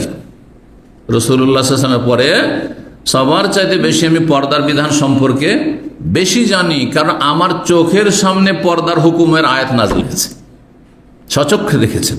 আইনুল ইয়াকিন, একটা হচ্ছে ইলমুল ইয়াকিন, মানে জ্ঞানের মাধ্যমে কোনো কিছু জানা, আর একটা চোখে দেখে জানা, আর একটা ছুঁয়ে জানা, 3টা। হাক্কুল ইয়াকিন, বুঝছেন না? দেখছেন যে সামনে, এই 3টার উদাহরণ নেন। দেখছেন চোখের সামনে আগুন, না, তার আগে বলি ইলমুল ইয়াকিন, শুনেছেন আগুন, কোনোদিন দেখেননি, এটা কি? আগুন আছে বিশ্বাস করেন, এটা ইলমুল ইয়াকিন। আর তারপরে চোখে দেখলেন যে আগুন, এটা কি? আইনুল ইয়াকিন। আগুন তো শুনেছি, তো গরম, তো দেখি তো, একটু আঙ্গুল দিয়ে দেখলেন, আর তারপরে একেবারে ফোঁসা নিল, পুড়ে গেল, এটা হচ্ছে হাক্কুল ইয়াকিন, তিক্ত অভিজ্ঞতা। এবার বুঝতে পেরেছেন? জি, এখানে 3টি স্তর রয়েছে। তো তিনি বলছেন আমি মানুষের মাঝে সবচেয়ে বেশি জানি হেজাবের বিধান সম্পর্কে, পর্দার বিধান নাযিল হওয়া সম্পর্কে, এই ঘটনা সম্পর্কে। কানা উবাই বিন কাব ইয়াসআলুন আনহু, উবাই বিন কাবের মতো প্রখ্যাত কারি, হাফেজে কোরআন, তারাবির ইমাম, তিনিও আমাকে জিজ্ঞাসা করতেন এই পর্দার বিষয়গুলি, কারণ তিনি জানতেন যে আমার চোখের সামনে পর্দার হুকুম নাযিল হয়েছে। আমি নবী সাল্লাল্লাহু আলাইহি ওয়াসাল্লামের ঘরেই সেদিন ছিলাম, কারণ নবী সাল্লাল্লাহু আলাইহি ওয়াসাল্লাম খাদেম, হ্যাঁ, জি, নাবালক ছিলেন। আসবাহ রাসূলুল্লাহ আরুসান, ঘটনা হচ্ছে যে রাসূলুল্লাহ সাল্লাল্লাহু আলাইহি ওয়াসাল্লাম নববিবাহিত হিসাবে সকাল করলেন। আসবাহা মানে সকাল করলেন। রাসূলুল্লাহ সাল্লাল্লাহু আলাইহি ওয়াসাল্লাম আরুসান, নববিবাহিত হিসাবে, হ্যাঁ, দুলহা হিসাবে। দুলহার দুলহান বুঝেন না? দুলহান উর্দুতে, কিন্তু বাঙালি দুলহিন করে দেন, দেখি কি বলেন, দুলহিন বলেন না দুলহান? হ্যাঁ, দুলহান দুলহিনও বলে অনেকে। তো যাই হোক, তো রাসূলুল্লাহ সাল্লাল্লাহু আলাইহি ওয়াসাল্লাম কি হলেন? আরুস হলেন, মানে দুলহা হয়ে সকাল করলেন। রাত্রে, তাহলে বাসর হয়েছে। কোন স্ত্রীর সাথে? জায়নাব বিনতে জাহাস, জাহাসের কন্যা জায়নাব রাদিয়াল্লাহু তাআলা। নবী সাল্লাল্লাহু আলাইহি ওয়াসাল্লাম দুই স্ত্রীর নাম জায়নাব ছিল, এক হচ্ছে জায়নাব বিনতে জাহাস আর এক হচ্ছে জায়নাব বিনতে খুজাইমা উম্মুল মাসাকিন রাদিয়াল্লাহু তাআলা আনহুন্না। তো রাসূলুল্লাহ সাল্লাল্লাহু আলাইহি ওয়াসাল্লাম জায়নাব বিনতে জাহাসের সাথে নববিবাহিতা হিসাবে সকাল করলেন। ওয়াকানা তাজাওয়াজা বিল মাদিনা, তাকে বিয়ে করেছিলেন মদিনাতে। এই ঘটনা মদিনারই। বলছেন ফাদান নাসালে তমে বাদা ইরতিফাইন নাহার, তারপরে লোকজনকে ওলিমার খাবারের দাওয়াত দিলেন বেলা উঠে যাওয়ার পর। বেলা উঠে যাওয়ার পর, দিনের বেলা, যখন সাধারণত আমরা নাস্তা করি 8টা 9টা এই সময়গুলোতে। তো বলছেন যে ফাজালাসা রসুল্লাহ বসলেন, লোকজনকে দাওয়াত দিয়েছেন। ওয়া জালাসা মাহুর, বেশ কিছু লোকেরা বসলো তার সাথে। বাদামা কামাল কম, কিন্তু লোকজন অধিকাংশ খেয়ে দিয়ে চলে গেছে। লোকজন আসছে আর খাওয়া দাওয়া করে চলে যাচ্ছে, বেশিরভাগ লোক চলে গেছে। অল্প কিছু লোক বসে আছে। আর নবী সাল্লাল্লাহু আলাইহি ওয়াসাল্লামের যেহেতু ঘরে ডেকেছেন, বাড়িতে ডেকেছেন, নবী সাল্লাল্লাহু আলাইহি ওয়াসাল্লাম বসে আছেন। হাত্তা কামা রসুল্লাহ, রসুল অপেক্ষা করছেন যে এই লোকগুলো যাবে কখন, যাবে কখন, কিন্তু যাচ্ছেন না, বসেই আছে। খেয়ে দিয়ে খাওয়া হয়ে গেছে, তারপর বসেই আছে, গল্প আপোষ করতেই আছে। তখন রসুল্লাহ সাল্লাম উঠে গেলেন। তাহলে যদি এরকম কেউ কষ্ট দেওয়া না, কেউ মাঝে মাঝে উঠে চলে যাবেন, উঠে ভিতরে চলে যাবেন। জ্ঞানী হইলে অতি বুঝবে, যে ইনি একটু অস্বস্তি বোধ করছেন, যাচ্ছেন আবার আসছেন আবার চলে যাচ্ছেন, কেন এটা? আর যদি খুব বেহুশ হয় তো আর একটু বিলম্ব করবে, তখন বুঝে আরে কোথায় গেল, তখন হুঁশ হবে, হয়তো হুঁশ দেওয়ার জন্য। অনেকে বেহুশ। তো বলছেন যে রাসূলুল্লাহ সাল্লাল্লাহু আলাইহি ওয়াসাল্লাম দাঁড়িয়ে গেলেন। এটা নবী সাল্লাল্লাহু আলাইহি ওয়াসাল্লাম সুন্নাত, বেশিক্ষণ বসে থাকবেন তো বাড়িওয়ালা ভিতর দিকে চলে যান। ভিতর দিকেও জানেন, নবী সাল্লাল্লাহু আলাইহি ওয়াসাল্লাম বাড়িতে বাইরে চলে গেলেন। ফামাশার, তারপর হাঁটতে লাগলেন। ওমাশাই তো আনাস বলছেন নবী সাল্লাল্লাহু আলাইহি ওয়াসাল্লাম হাঁটতে দিকে আমিও তার সাথে হাঁটতে লাগলাম, আমিও চলতে লাগলাম। হাত্তা বালাগা বাবা হুজরাত আয়েশা, এমনকি আয়েশা রাদিয়াল্লাহু তাআলা আনহার হুজরা পর্যন্ত, কক্ষ পর্যন্ত পৌঁছে গেলেন। নবী সাল্লাল্লাহু আলাইহি ওয়াসাল্লাম বিবিরা যে 9 জন ছিলেন একসাথে একই যুগে, 9টি সারি করে কি করা ছিল, বাড়ি তৈরি করা ছিল। মা আয়েশা রাদিয়াল্লাহু তাআলার ঘর, যেখানে নবী সাল্লাল্লাহু আলাইহি ওয়াসাল্লাম কবর আছে, আর তার পিছন দিকে যেদিক থেকে মহিলারা ওই দিক থেকে ঢুকে আসে, যখন জিয়ারা করতে ঢুকে, রওজাতে নামাজ পড়ার জন্য ঢুকে। কবর তো জিয়ারত করতে দেওয়া হয় না, কিন্তু অনেক মনে করে কবর জিয়ারত করতে, কবর জিয়ারত করতে আসে না, ওই রিয়াজুল জান্নাহ নামাজ পড়ার জন্য আসে। তো রওজায় নামাজ পড়ার জন্য আসলে বাম দিক থেকে, কিন্তু মহিলা সেকশনতে ঢুকে আসে, ওই দিকটাই লম্বা হেসে সোজা হয়। যখন আপনার ভিতরে ছাতার মতো করা আছে না, ফাঁকা জায়গা দুটো আছে ওখানে, তার বাম দিকে দেখবেন যে মহিলা সেকশন, ওই দিকটাই পুরো লম্বা হয়ে 9টা ছোট ছোট বাড়ি করা ছিল। তখনকার বাড়ি কিরকম, গ্রামের যেমন কোণে ঘর, একটা ঘর শোয়ার জন্য, যাতে 2 জন মানুষ শুইতে পারে। তারপরে নামাজ পড়ার জায়গা খুব কষ্টে বা হয়তো মুশকিল ছিল। আর তারপরে সামনে একটু উঠানের মতো করে আর একটু ঘেরা আঙিনা। পর্দাওয়ালা গ্রামের বাড়ি, গরিবদের বাড়িগুলো এরকমই থাকতো একসময়, দেখেছি, জি, খড়ের বাড়ি হলো। কিন্তু যারা বেপর্দা তাদের বাড়ি ঘেরা থাকে না, হাইওয়ে ছাড়া আছে, তার বাড়িতে লোকজন যাওয়া আসা করতে আছে না। এগুলো মুসলিমদের বাড়ি নয়, মুসলিমদের এমন বাড়ি রাখা উচিত নয়। তো আয়েশা রাদিয়াল্লাহু তাআলা হুজরা পর্যন্ত পৌঁছে গেলেন। সুম্মা জান্না, তারপরে নবী সাল্লাল্লাহু ওখান থেকে ঘুরে আসছেন, চিন্তা করছেন যে এতক্ষণ লোকগুলো চলে যেতে হবে। যখন দেখবে যে নবী সাল্লাল্লাহু আলাইহি ওয়াসাল্লাম চলে গেছেন, হয়তো এটা চলে গিয়ে হবে। আন্নাহু খারাজু, ধারণা করলেন নবী সাল্লাল্লাহু আলাইহি ওয়াসাল্লাম যে তারা হয়তো বেরিয়ে গেছে। কি বোঝা গেল, যে নবী সাল্লাল্লাহু আলাইহি ওয়াসাল্লাম গায়েব জানতেন না। বুঝলেন না বেরেলভি রেজভি, এই শিরকি আকীদার লোকেরা বলে নবী আলেমুল গায়েব, নবী হাজির নাজির। তো নবী বাইরে চলে গেল, তাহলে তো ওই মজলিসে হাজির নাজির মানে তো এটা, নাজির মানে দেখছেন, তাহলে দেখতে পাচ্ছেন যে লোকগুলো বসেই আছে। নবী আলেমুল গায়েব মানে অদৃশ্যের খবর রাখেন, তাহলে জানছেন না যে আমার বাড়িতে লোকগুলো এখনো বসে আছে। কেন বলছেন আনাস, তাহলে বোঝা গেল যে আনাস রাদিয়াল্লাহু তাআলা আকীদা কি ছিল, যে নবী আলেমুল গায়েব নয়। তিনি ধারণা করলেন কি, যে লোকগুলো হয়তো বাড়ি থেকে বেরিয়ে চলে গেছে, এই ভেবে ফারাজাত মাহু, নবীও ফিরলেন এবং আমিও ফিরলাম, যে যাই হয়তো চলে গেছে লোকগুলো। কারণ তাড়াতাড়ি করছেন স্ত্রীর সাথে দেখা করবেন, নববধূর সাথে। ফাইজাহুম জুলুসুন মাকানুম, দেখছেন ওই জায়গাতে লোকরা বসেই আছে, লোকগুলো বসে আপোষে গল্প করতেই আছে। ফারাজা, আবার ফিরে গেলেন দরজা থেকে, আবার ফিরে চলে গেল। ওরা যা, আমিও তার সাথে ফিরে চলে গেল আসানিয়া, দ্বিতীয়বার। হাত্তা বালাগা বাবা হুজরাত আয়েশা, এমনকি আয়েশা রাদিয়াল্লাহু তাআলা হুজরায় পৌঁছে গেলেন, হুজরা দরজায় পৌঁছে গেলেন কে, রাসূলুল্লাহ সাল্লাল্লাহু আলাইহি ওয়াসাল্লাম আর আনাস। ফারাজা, তারপরে আবার একটু পরে আবার ফিরছেন। ওয়ারাজা তুমাহ, তার সাথে দ্বিতীয়বার আমি ফিরলাম। ফায়জাহুম কাদ কামু, তখন দেখলাম যে হ্যাঁ তারা সেখান থেকে মজলিস বরখাস্ত করে উঠে গেছে, চলে গেছে। ফাজারাবা বাইনি ওয়া বাইনাহু সিতরান, সেই সময় নবী আমার মাঝে এবং তার মাঝে একটি পর্দা ঝুলিয়ে দিলেন। পর্দা ছিল, পর্দাটি উঠানো ছিল, পর্দাটি কি করলেন?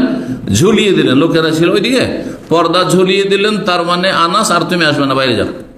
হ্যাঁ, তুমি বাইরে যাও, এটা ভিতরের লোকের জন্য। উনজিলাল হিজাব, সেই দিন হিজাবের বিধান, পর্দার বিধান নাজেল হলো। তার আগ পর্যন্ত তাহলে পর্দার বিধান ছিল না। এই জন্য নবী সাল্লাল্লাহু আলাইহি ওয়াসাল্লামের বাড়িতে আনাস নির্দ্বিধায় ঢুকতো। বোঝা গেছে? নবযুবক নির্দ্বিধায় ঢুকতো। কিন্তু যখন পর্দার বিধান নাজেল হলো, পর্দা ঝুলিয়ে দিলেন। আয়াতে ইঙ্গিত হয়ে গেল যে তুমি এখান থেকে এখন কেটে পড়ো, বিদায় নাও। তো আমি স্বয়ং দেখেছি পর্দার বিধান নাজেল হওয়ার ঘটনা, এবং সূরা আহজাব এই পর্দার বিধান রয়েছে, ওখানে হেজাব নাজেল হইল। তো এই ছিল, ওইখানে রয়েছে যে হে ইমানদার লোকেরা, তোমাদেরকে যখন দাওয়াত দেওয়া হবে তখন তোমরা খাবার তৈরি হওয়ার আগে সেখানে আসিও না। গায়রা নাযিরিনা ইনাহু, মানে পাক শাক হচ্ছে আর অপেক্ষমান থাকবে এসে, এইরকম হয়ে আসিও না, কারণ তোমাদেরও পেটের জ্বালা ধরে নেবে বেশি। আরে কখন দিবে খেতে, কখন দিবে খেতে। যখন খাওয়া দাওয়া পাকশাক হয়ে যাবে তখন এসো। ফায়জা টাইম তুম ফান্তাশিরু, আর যখন খাওয়া দাওয়া হয়ে যাবে তখন তোমরা নিজ নিজ কাজে বিক্ষিপ্ত হয়ে ছড়িয়ে পড়ো, আপন আপন জায়গায় চলে যাও। ওয়ালা মুস্তানিসিন আলি হাদিস, গল্প গুজবে সেখানে মেতে থাকিও না। ইন্না যালিকুম কানা ইউজিন নবী, এতে নবী সাল্লাল্লাহু আলাইহি ওয়াসাল্লামকে কষ্ট দেবে। হ্যাঁ, আল্লাহু লা ইয়াস্তাহি মিনাল হক, ইন্না যালিকা কানা ইউজিন নবী ফায়াস্তাহি মিনকুম। নবী সাল্লাল্লাহু আলাইহি ওয়াসাল্লাম লজ্জা পাচ্ছেন বলতে যে তোমরা চলে যাও, খাওয়া দাওয়া হয়েছে, এটা কেউ বলতে পারবে না। তো নবী সাল্লাল্লাহু আলাইহি ওয়াসাল্লাম কি করে বলবেন? আমরা বলতে পারবো, লজ্জা পাবো, ঠিক না? কিন্তু আমরা অনেক সময় ইশারা ইঙ্গিতে বলি জাযাকাল্লাহ খায়র, ঠিক না? এটা আরব দেশে শিখে জাযাকাল্লাহ খায়র, হ্যাঁ, বারাকাল্লাহু ফিকুম, তার মানে এখন আপনাকে সিগন্যাল দেওয়া হচ্ছে। হ্যাঁ, কিন্তু নবী সাল্লাল্লাহু আলাইহি ওয়াসাল্লাম সেটাও পারেন নাই। জি, নবী সাল্লাল্লাহু আলাইহি ওয়াসাল্লাম মহান চরিত্রের অধিকারী। ফায়াস্তাহি মিনকুম, তিনি লজ্জা পাবেন। ওয়াল্লাহু লা ইয়াস্তাহি মিনাল হক, আর হক কথা বলতে, সত্য কথা বলতে, ন্যায্য কথা বলতে আল্লাহ লজ্জা পান না। সুতরাং তোমরা এরকমভাবে খেয়ে দিয়ে কোথাও ধর্ণা দেবে না। এখানে আজকের আলোচনা শেষ করছি। এর সাথে যে খাদ্য সংক্রান্ত পর্ব ছিল সহিহুল বুখারী, সেটা শেষ করলাম। আল্লাহ যেন কবুল করেন এবং আল্লাহ আমাদের গুনাহ খাতা মাফ করেন, আর ভালো জ্ঞান দান করেন, ভালো আমলে তৌফিক দান করেন, এবং আল্লাহ রাব্বুল আলামিন তার সন্তুষ্টির জন্য আমাদেরকে যেন কবুল করেন, রুজিতে বরকত দান করেন। যেসব ভাই বোনদের পেরেশানি রয়েছে, শারীরিক, মানসিক, আর্থিক, পারিবারিক, আল্লাহ যেন পেরেশানি বালা মুসিবত দূর করে দেন, এবং আল্লাহ রাব্বুল আলামিন যতদিন দুনিয়া রাখবেন ইজ্জত সম্মানের জীবন যেন দান করেন, আর যখন নেবেন কালেমা তৌহিদের উপর, সুন্নাহর উপর আল্লাহ যেন আমাদেরকে গ্রহণ করেন এবং জান্নাতুল ফিরদাউস দান করেন। ওয়া জাযাকুমুল্লাহু খাইরান। সুবহান রাব্বিকা রাব্বিল ইজ্জাতি আম্মা ইয়াসিফুন ওয়া সালামুন আলাল মুরসালিন ওয়াল হামদুলিল্লাহি রাব্বিল আলামিন।